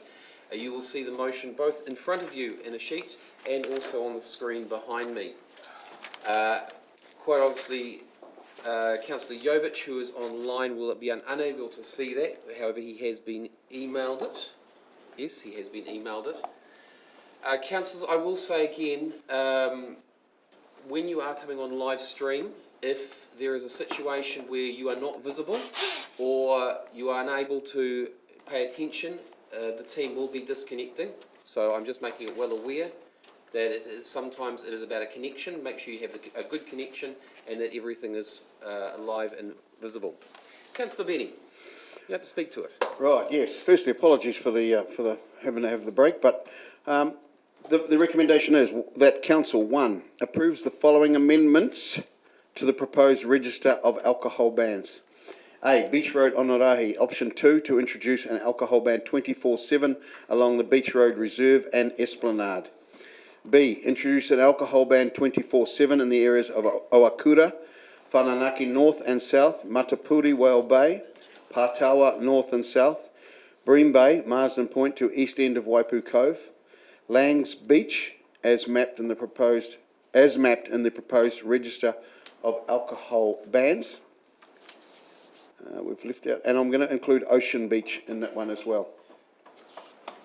So Ocean Beach was missed off. Yes, Yep. sorry, Yep. I missed that at the time. 2, agrees that no further changes are required at this time to the draft register of alcohol bans. 3, agrees that no changes are required at this time to the wording of the draft alcohol control bylaw. 4, staff investigate targeted consultation with other coastal ratepayer groups, including Bland Bay, Whangarei North and Tutukaka Coast. And 5, notes staff analysis of risks and the resourcing and work programs will need to be prioritised to undertake further consultation. Councillor Benny, I just check one word there you had in the last one, notes staff analysis of risks and that resourcing, or is it that resourcing? That, yeah, that. I go with that, yes. And I've seconded that. So, Councillor Benny, you are able to speak to it. Oh, if I can. Okay, thank you. So this is something. Firstly, I've got to apologise to staff for. I've been out of the loop for a while now because of some health issues, and this has sort of slipped by due to other difficulties. So I apologise for being difficult here, but I think this is a very important piece of legislation, and I just want to speak on that briefly. The bylaw was actually introduced in response to police requests to this council around about 20 years ago, and I'll give you the scenario. In Oakura Bay, a group of gang members were drinking all day on the beach. That night, which was New Year's Eve, at 3 o'clock in the morning, I got called out. I was working out there as a policeman. There was a huge fight like violence I have never seen in my life. 30-odd people were fighting on the main street at Oakura. 4 people ended up in hospital. As a result of that, the police went to council and asked for and were granted a alcohol ban for the coastal areas 24/7. That is a very valuable tool for the New Zealand Police. It's not enforced regularly, but it is enforced when needed. And I have a number of examples of times when I used it as a policeman, and it is a very valuable tool. It is similar to the gang patch legislation recently introduced. It is a tool for the police. It is not a tool that they can go out and breach people's human rights. It is a tool that they can target groups that need policing. I've included the areas of Bland Bay, Whangarei North and Tutukaka Coast because those ratepayer groups have asked Councillor Mackenzie and I to bring this back, and they requested that they be reconsulted and looking in particular at an extended ban and a 24/7 alcohol ban. So I fully support this legislation. I thank staff for their work on it, and I apologise for giving you more work to do. But this is good work, and this is good work that will make our city, our district, safer. So I support what you have done what you're doing for the central city. I am requesting that we include that for those coastal areas, and I'm asking for a little bit further consultation so we can possibly extend those areas. Thank you. Thank you, Councillor Benny. Councillor Cooper. Thank you. I support this. As just a point of clarification, it says from Bream Bay, in brackets, Marsden Point to east end of Waipu Cove. Now, personally, I would have said south. If you want the whole beach, I would have said the southern end of Waipu Cove. But I'm very happy if it's a technical thing. Will, what's your thinking? That is a very good point. I believe east-west is probably the logical, from the map point of view. North-south, you mean? South is also a possibility as well, so both are technically correct. South is... Yep. The mover of the motion has already put as east. Is he prepared to... Well, I know a southeasterly blows in from the bottom end of it, so... Hamish? Through the chair, would southeastern end suffice? Yeah, that'd be good. Thank you. Councillor Benny, are you happy with that change? More than happy. Okay, so, yep, that change has been added. Do you like to keep speaking to it, Councillor Cooper? You're right. No. Okay. Councillor Harding. Thank you, Te Koromata. Kia ora koutou staff. Thanks so much for being able to pivot efficiently to our requests. Just on page 139, 3.4, so does what we've done right now trigger another round of consultation? Through the chair. So what we have done, just maybe taking things back a little bit to explain the process, Council adopted a proposal back in August. Right? That proposal, if we got 0 submissions on that proposal, that would be the bylaw and the alcohol bans that Council gets. We did get some submissions, so within the scope of those submissions, now we can make some changes within that, that narrow scope, the bylaw, the proposal itself, plus the submissions we received. Now, that was consulted on following Section 83. That's what we have to do every time we make a bylaw. We have to consult on it under that section. Now, what we can do, and the legislation, Section 147B of the LGA, provides us a specific avenue for us to target our consultation to make new bans by resolution through the bylaw. So what we will do is we'll do a targeted, a smaller consultation in effect. We can target it by location. We don't have to consult for a full month. But yes, still it is further time and resourcing that may be required to carry that out. And so the original basis of what you proposed was through the findings from those submissions. Is that correct? Yes, that is correct. And then now Councillor Benny's asked if we can go to a little bit more targeted group, those residents and ratepayers associations that feel like they've missed out on this. Correct. Okay, te pai. Thank you. Councillor Connor. Thank you. Yeah, I don't have any issues with the modifications that have been made to this. A quick question, if I can, please. In spaces that are outside the, for example, the red band areas, yellow as well, but in those areas, liquor is not banned? Can that just be, so an area that is not specifically stated within here, is that banned? Okay, so you may want to clarify that one, Will. Through the chair. So the possession and consumption of alcohol by minors is banned under the Summary Offences Act. That's anywhere in a public place. There are certain behaviours that would be illegal, disorderly behaviour, intimidation.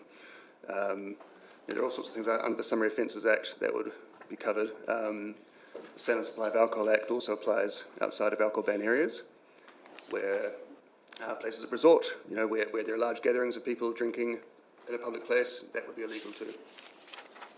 So if somebody was to be just drinking casually, not making a fuss, not being an issue, not a huge group of people, generally it would be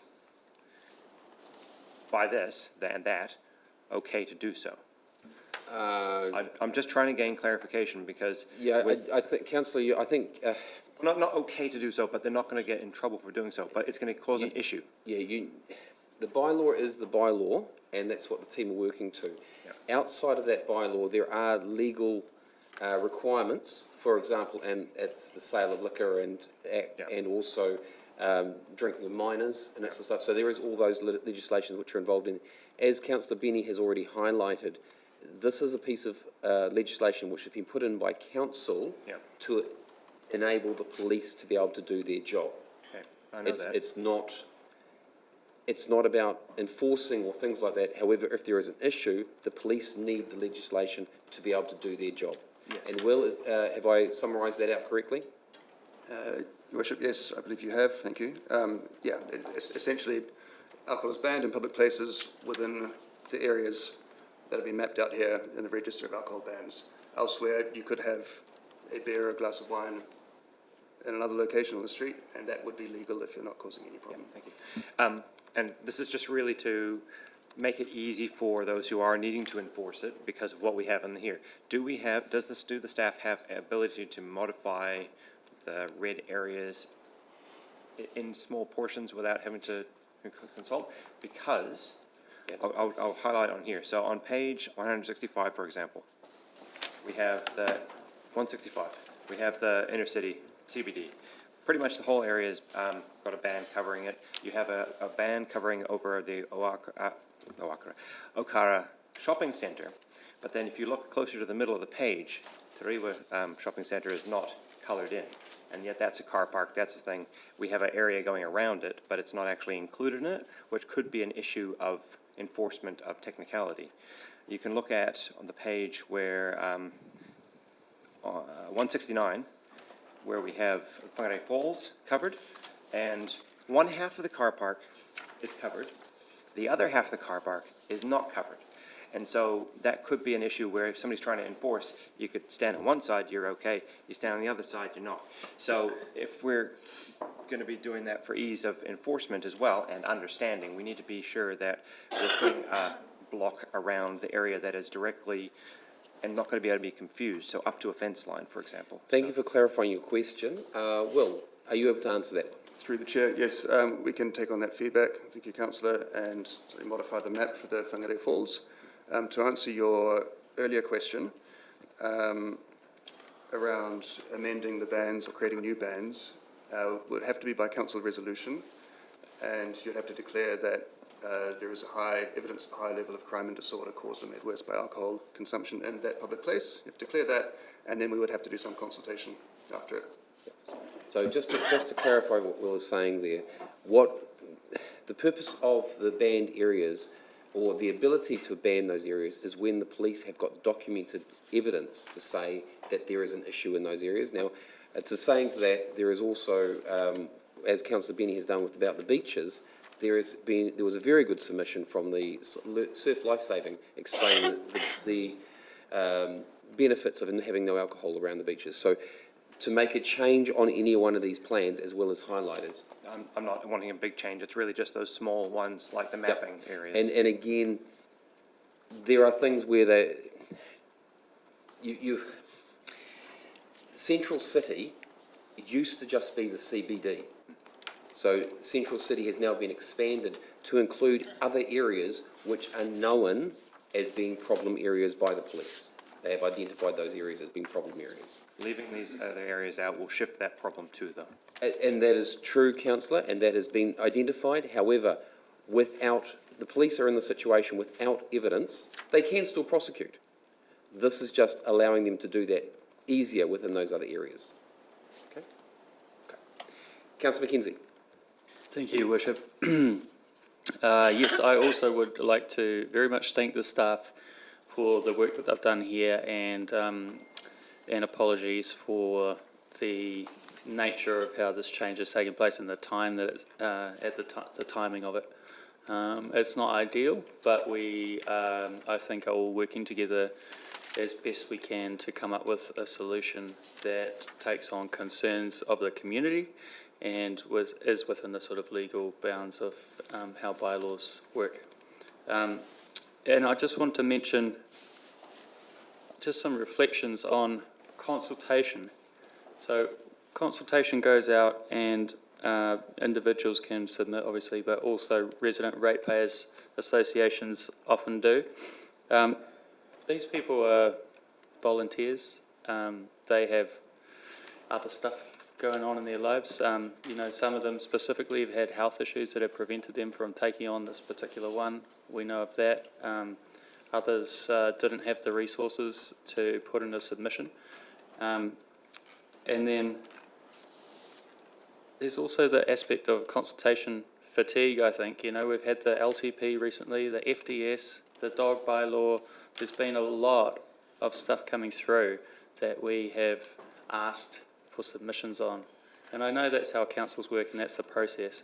But all I'm highlighting is that consultation is not a perfect tool, and there's fallibility in it. And I think, yeah, sometimes things might fall through the cracks there.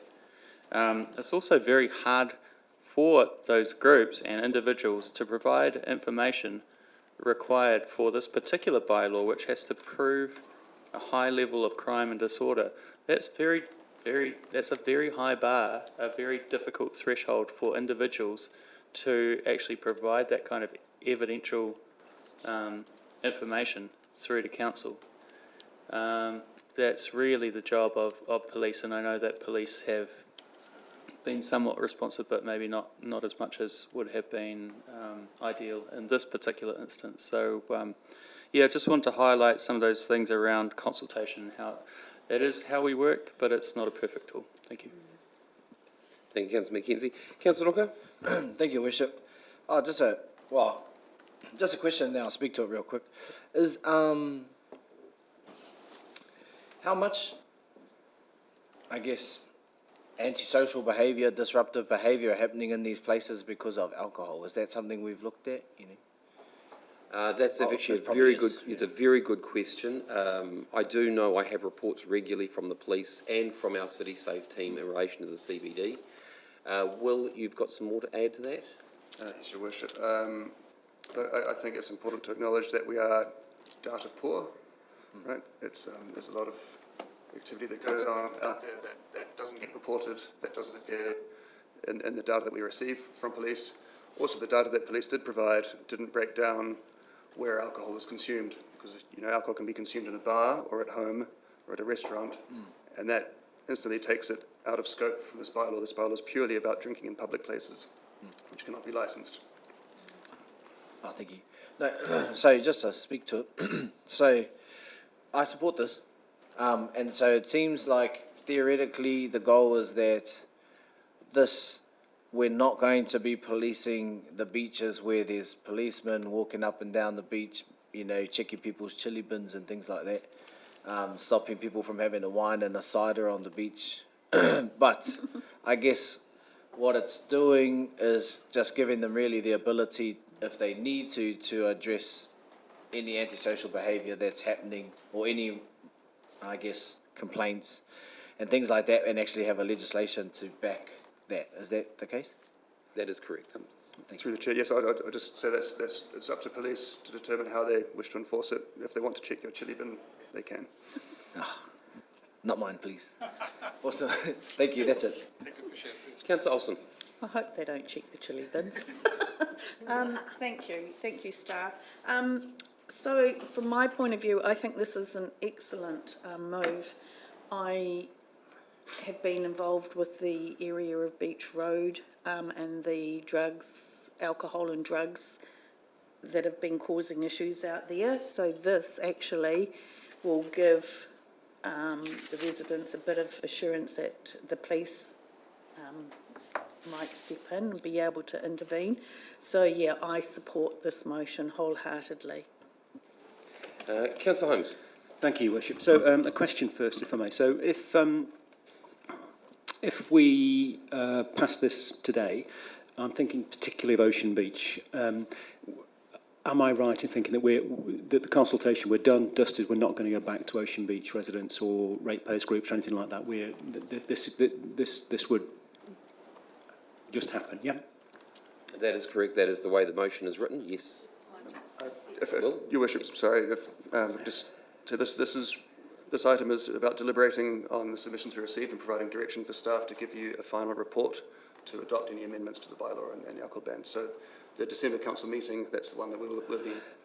Thank you. That's really the level of clarification I need. So I'll speak to this if I may now. So that was what I was hoping you would say, because if you look at the submission from Ocean Beach, there's a very strong submission from the Surf Life Saving Group, because they had a very unfortunate incident there with an alcohol-related attack some years back. And just anecdotally, I know that that particular parking bay at Ocean Beach is a favoured spot for freedom campers, and there's a huge amount of alcohol consumed there as well. So I strongly support this, with the proviso that, of course, we must go back to the local community, because they weren't asking for a change largely, and there was a very small number of submissions. But so support it, yes, but we need to go back and talk to the community. Thank you. Thank you, Councillor Holmes. Councillors, go back to Councillor Benny. Do you have your right to reply, Councillor Benny? Excuse me, oh, sorry, Aaron. If I could just take a moment. Essentially, what the Wise Council decides today sets the direction for staff to follow.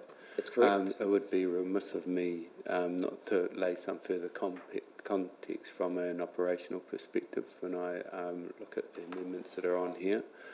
To lay some context to it, essentially, in the last 3 months we've received just one department. It's a small department that does a lot of our bylaw work, the FDS and the like. So we've received extra work to our work schedule, which we know through the LTP was very tight, and there's not much buffer there. We've received the Cobham Oval, which was work that team had to work on.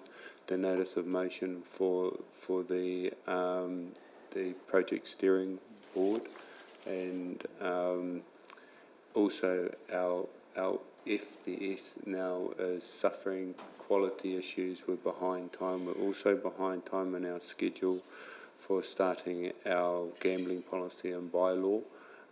These are legislative directives that we have to review, and we have set certain times to do that.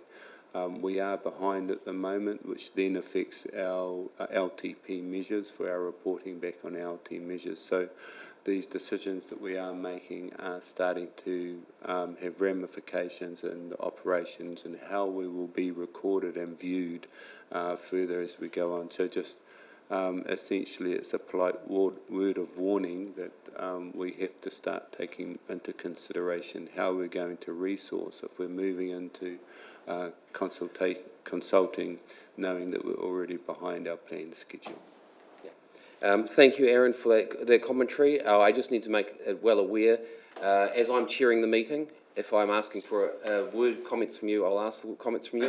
This is a debating chamber for the councillors, and I appreciate the extra information that you've provided to them at this point, and highlighted the workload that the team are under, the immense pressure that the team are under. So I do appreciate you highlighting that. Councillor Benny, would you like to reply?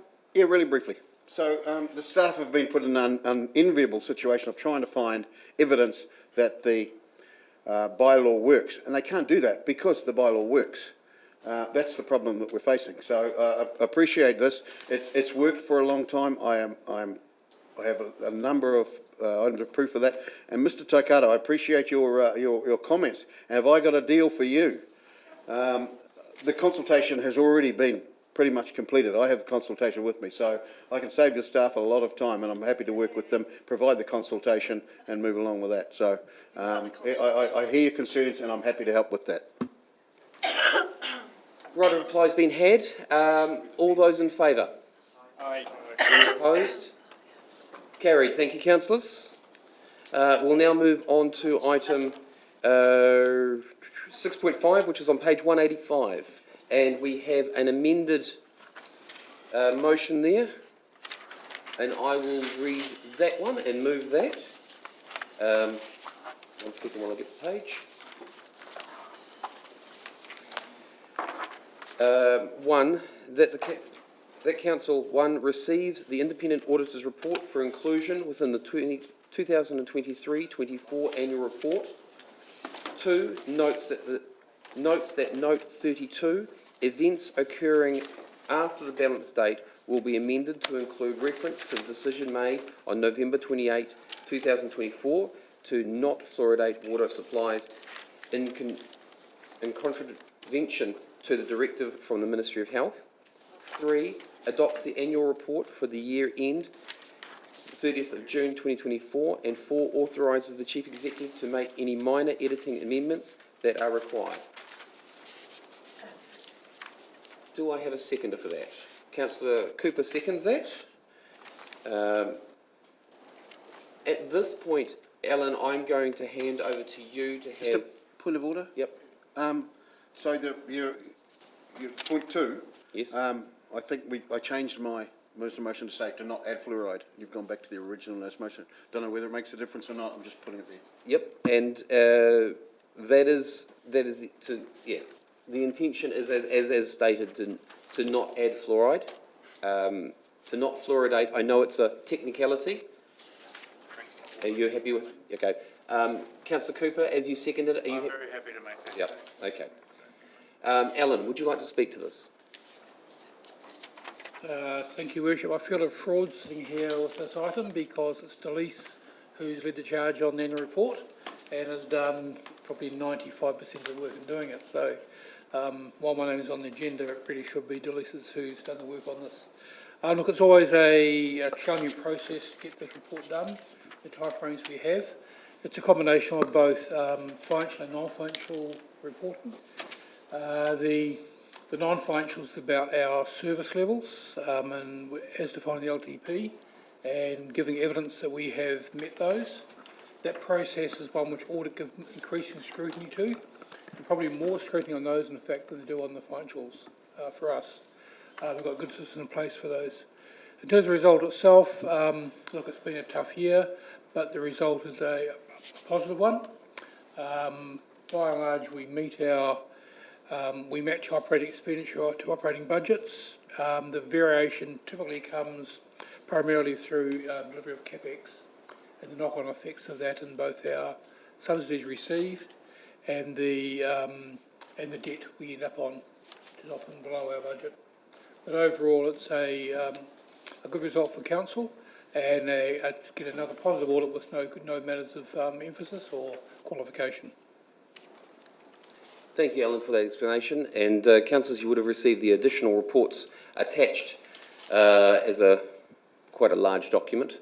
So it's, but it does cover the annual report for the year ending 30th of June 2024. Is there any discussions on that? Councillor Hulse. Yeah, just a couple of points.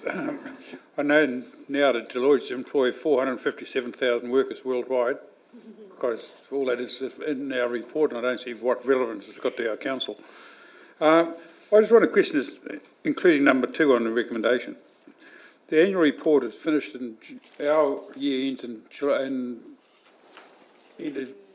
on the end of June, and now we're just about 6 months later, and we're going to add something. So this is going to be a continual process, because annual report is on the year that it's reported on. So we're 5.5 months past that, and so I'll be voting against this amendment because I do not want that included. Thank you. And Councillor Hulse, I understand what you're saying there. The item was added for the respect of the fact that it was mentioned inside the annual report and it was highlighted as one of the risks. So as it was highlighted as one of the risks, that is why it's, and Alan, you've got a comment to add to that as well. Just further to that, Your Worship, under accounting standards, it's a requirement for us to note, as you see on note 32, events that go after the balance date, which could affect the opinion of any reader of the report and understanding how the organisation affairs are managed and what state they're in. So while you're entirely correct, Councillor Hulse, this is about the financial year, which includes 30 June, this is about a reader picking up the report now and understanding where this organisation is. and that's how accounting standards require us to do this. And also, Alan, just to highlight on what you've just said there, just for more clarification for Councillor Hulse, because the units were actually constructed, or the started construction within the last financial year, that is the reason why they've also been included in there. So that just understand that they need the full picture there. Yeah, Your Worship, I don't want to be pedantic about it, but we've got an audit and risk and audit committee to look after these type of things. Yes. Thank you. Yep. Fair comment. We don't have much on that agenda. Thank you. Do any other questions or statements? As there's no other questions or statements, I'll forgo the right of reply. All those in favour? Aye. Any opposed? And Councillor Hulse would like it recorded. Carried. Thank you, councillors. Now we'll move on to item 6.6, which is on page 189. Councillor Reid is moving that. I was against that last one.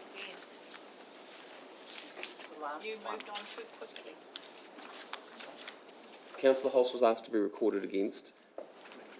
And Councillor Reid. Sorry, apologies about that, Councillor Reid. I did not see your hand up. It might be the colour of your shirt.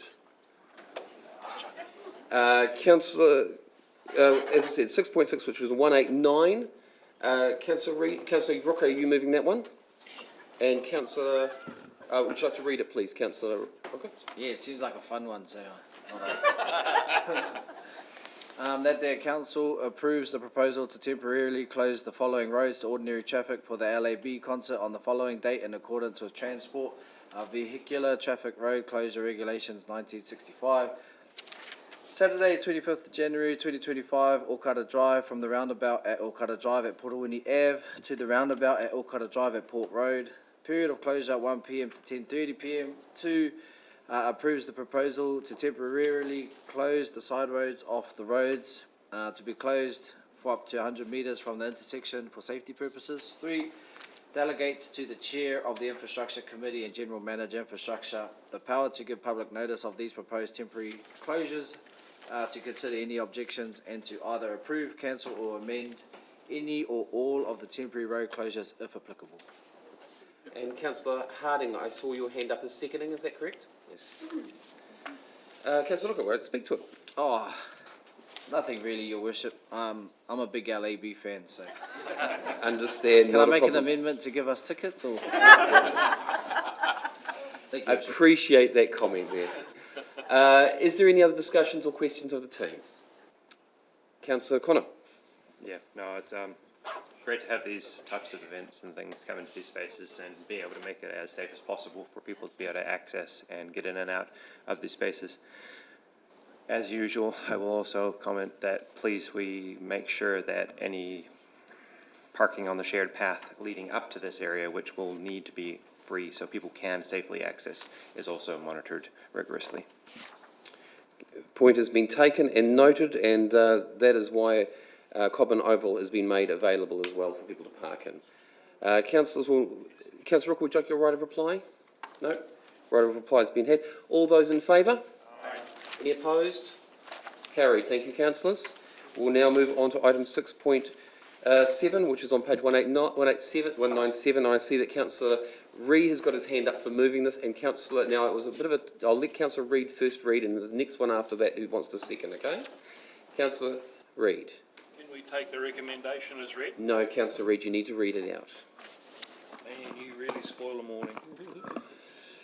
Recommendations that the Council, 1, approves the temporary road closure of the proposed roads to ordinary traffic for the Northland Car Club Motorsport Event Series, January to March 2025, on the proposed dates in accordance with Section 342 1B and Schedule 10, Clause 11 of the Local Government Act 1974, subject to event organisers providing proof of public liability insurance to the Chair of the Infrastructure Committee and GM Infrastructure by no later than 18th December 2024. They are Sunday the 26th of January 2025, Kaikanui Road from 3k's towards Webbs Road to 8k's from Pigs Head Road intersection / roundabout. Period of closure 8 a.m. to 5:30 p.m. Sunday the 16th of February 2025, Crow's Nest Road from the intersection of Paiaka Road to 2 km's from State Highway 1. Period of closure, 8 a.m. to 5:30 p.m. And last but not least, Sunday the 16th of March 2025, Mangapai Caves Road hill climb from Roundtree Road to Macdonnell Road. Period of closure, 8 a.m. to 5:30 p.m. 2. Approves the temporary closure of the side roads off the roads to be closed for up to 100 metres from the intersection for safety purposes. 3. Delegates to the Chair of Infrastructure Committee and General Manager Infrastructure the power to give public notice of these proposed temporary closures, to consider any objections and to either approve, cancel or amend any or all of the temporary road closures if applicable. Thank you, Councillor, for that, and you can take a breath now. Do we have a seconder for that? Councillor Olsen is seconding that. Councillor Reid, would you like to speak to it? I'm out of breath. Right, you've had a breath. Excellent. Is there any discussion, comments or questions? As there are no comments, questions, Councillor Reid, would you like your right of reply? Right of reply has been had. All those in favour? Any opposed? Carried. Thank you, councillors. We'll now move on to item 6.8, which is on page 207. And Councillor Connop, are you moving this? I'd like to. Would you like to read it, please? No, he just doesn't look at me. 1. That the council approves temporary closure of the following roads to ordinary traffic for the Vibes on Vine event on the following dates in accordance with section 342(1)(b) and Schedule 10, Clause 11 of the Local Government Act 1974. Friday, 7th of February 2025, Vine Street from Vine/Bank Street intersection to 41 Vine Street. Period of closure, 7 p.m. to 11:59 p.m. Saturday, 8th of Feb 2025, Vine Street from Vine/Bank Street intersection to 41 Vine Street. Period of closure, 12 a.m. to 11:59 p.m. Sunday, 9th of Feb 2025, Vine Street from Vine/Bank Street intersection to Vine Street. Period of closure, 12 a.m. to 2 p.m. 2. Approves the temporary closure of the side roads off the roads to be closed for up to 100 metres from the intersection for safety purposes. Delegates to the Chair of Infrastructure Committee and General Manager Infrastructure the power to give public notices of these temporary road closures. Thank you, Councillor Connop. And Councillor Peters, were you seconding that? Yeah. Councillor Connop, let's speak to it. Yes, please. Yeah, it's exciting to see another event that's looking to be a regular annual focus in the area pop up. From what we've been shown by the businesses that are named within here putting this event on, they've been highly regarded by many of our community. They've shown distinction in their work and running events. And through the document here as well, and for a personal note, the waste minimisation that they're looking at dealing with is exemplary, and I really appreciate that. And it's great to see that they've been working with the different businesses along the street also, hoping that everybody gets on board, and those who may have issues may be able to work through. Prior to this, asking, just to be clear, because we've had other events that have caused mess and waste around on pack-up, I've heard confirmation that they will be water blasting and cleaning up the area to make sure that it is as good as they've left it, so that it doesn't seem like they've even been there. So hopefully that the energy that it will show will provide that in itself. Thank you, Councillor Connop. Team, there has been a lot of discussion about this particular event. Can you provide reassurance to the councillors that all discussions and communications have been had amongst all the community involved?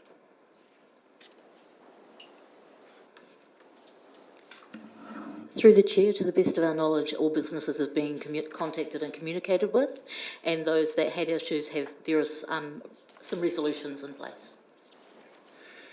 Councillors, I just got that question asked because some of the businesses have contacted me and I have put them on to the organisers, and I was hoping that, and I have heard back from the organisers to say, both the organisers and the businesses to say that they have in communication. However, it was nice to hear from the staff to say that they've also been in that communication as well, which is great. This event has been well organised and is in good communication with the team, which is the important part, so that the public and the businesses are included and aware of the situations, and many of the mitigation things have been put in place. Councillor Connor, is there any other discussions, questions? Councillor Connor, would you like a right of reply? Right of reply has been had. All those in favour? Any opposed? Carried. Councillor Reid, you have your light on. Is this about the next item? Councillor Reid is going to move item 6.9, which is on page 233. Also declare, Your Worship, that I'm a director of the partnership, but it shouldn't affect this item. Uptake of severe weather emergency recovery waste management order. Recommendations that the Council 1 approves the invocation of the severe weather emergency recovery waste management order to enable for the construction of a new Class 3 and 4 landfill in Whangarei District. 2. Delegates the decision whether to progress with the implementation of the severe weather emergency recovery waste management order to the Northern Regional Landfill Limited Partnership, NRLLP. 3. Requests that the Northern Regional Landfill Limited Partnership, NRLLP, reports back to Council by February 2025, advising whether the development gains approval for the NRLLP board at their November board meeting. Thank you, Councillor Reid. Do I have a seconder for that? Councillor Olsen seconding. Councillor Reid, like to speak to it? Just very briefly, Your Worship, by providing this delegation to the NRLLP, the development of the facility will provide a local option for the disposal of clean fill, controlled fill and managed fill.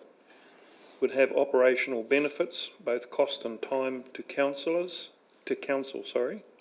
as well as for the wider contracting network.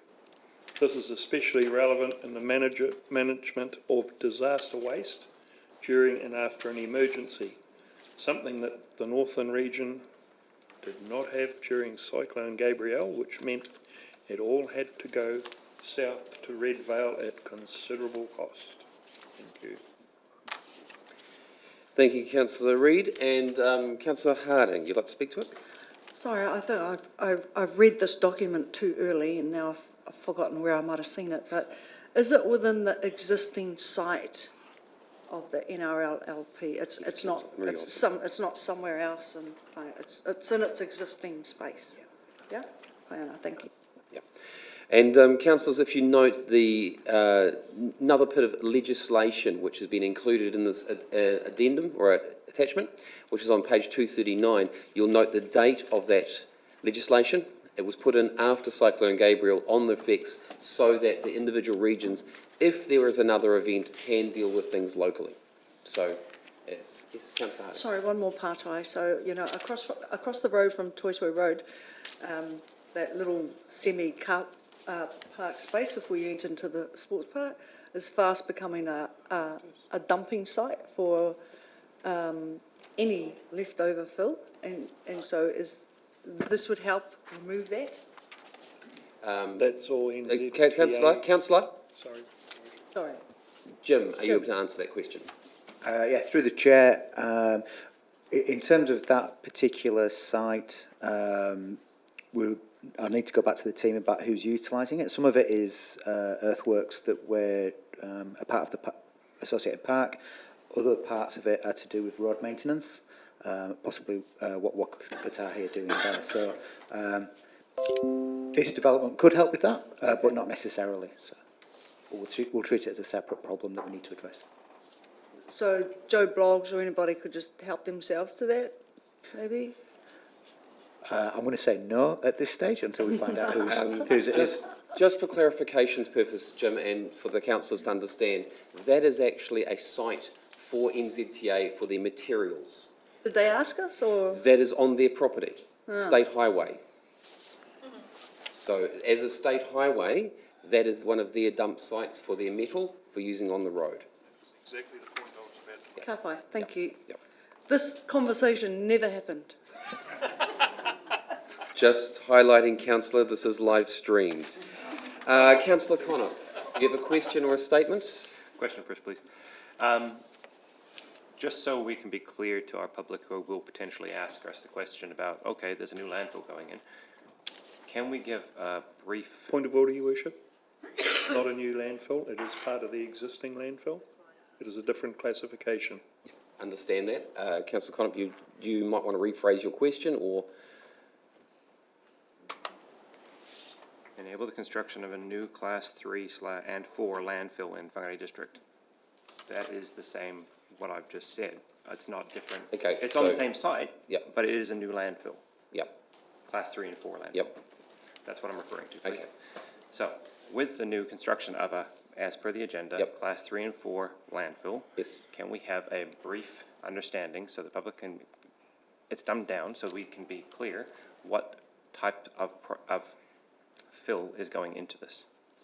Jim, are you able to explain I know the item clearly says all the different items that are included within that type 3 or 4, but can you explain it? Yeah. Through the chair, I might call a friend to provide a more direct answer on this. Kelvin, good to see you there. You're going to be answering that question for Jim.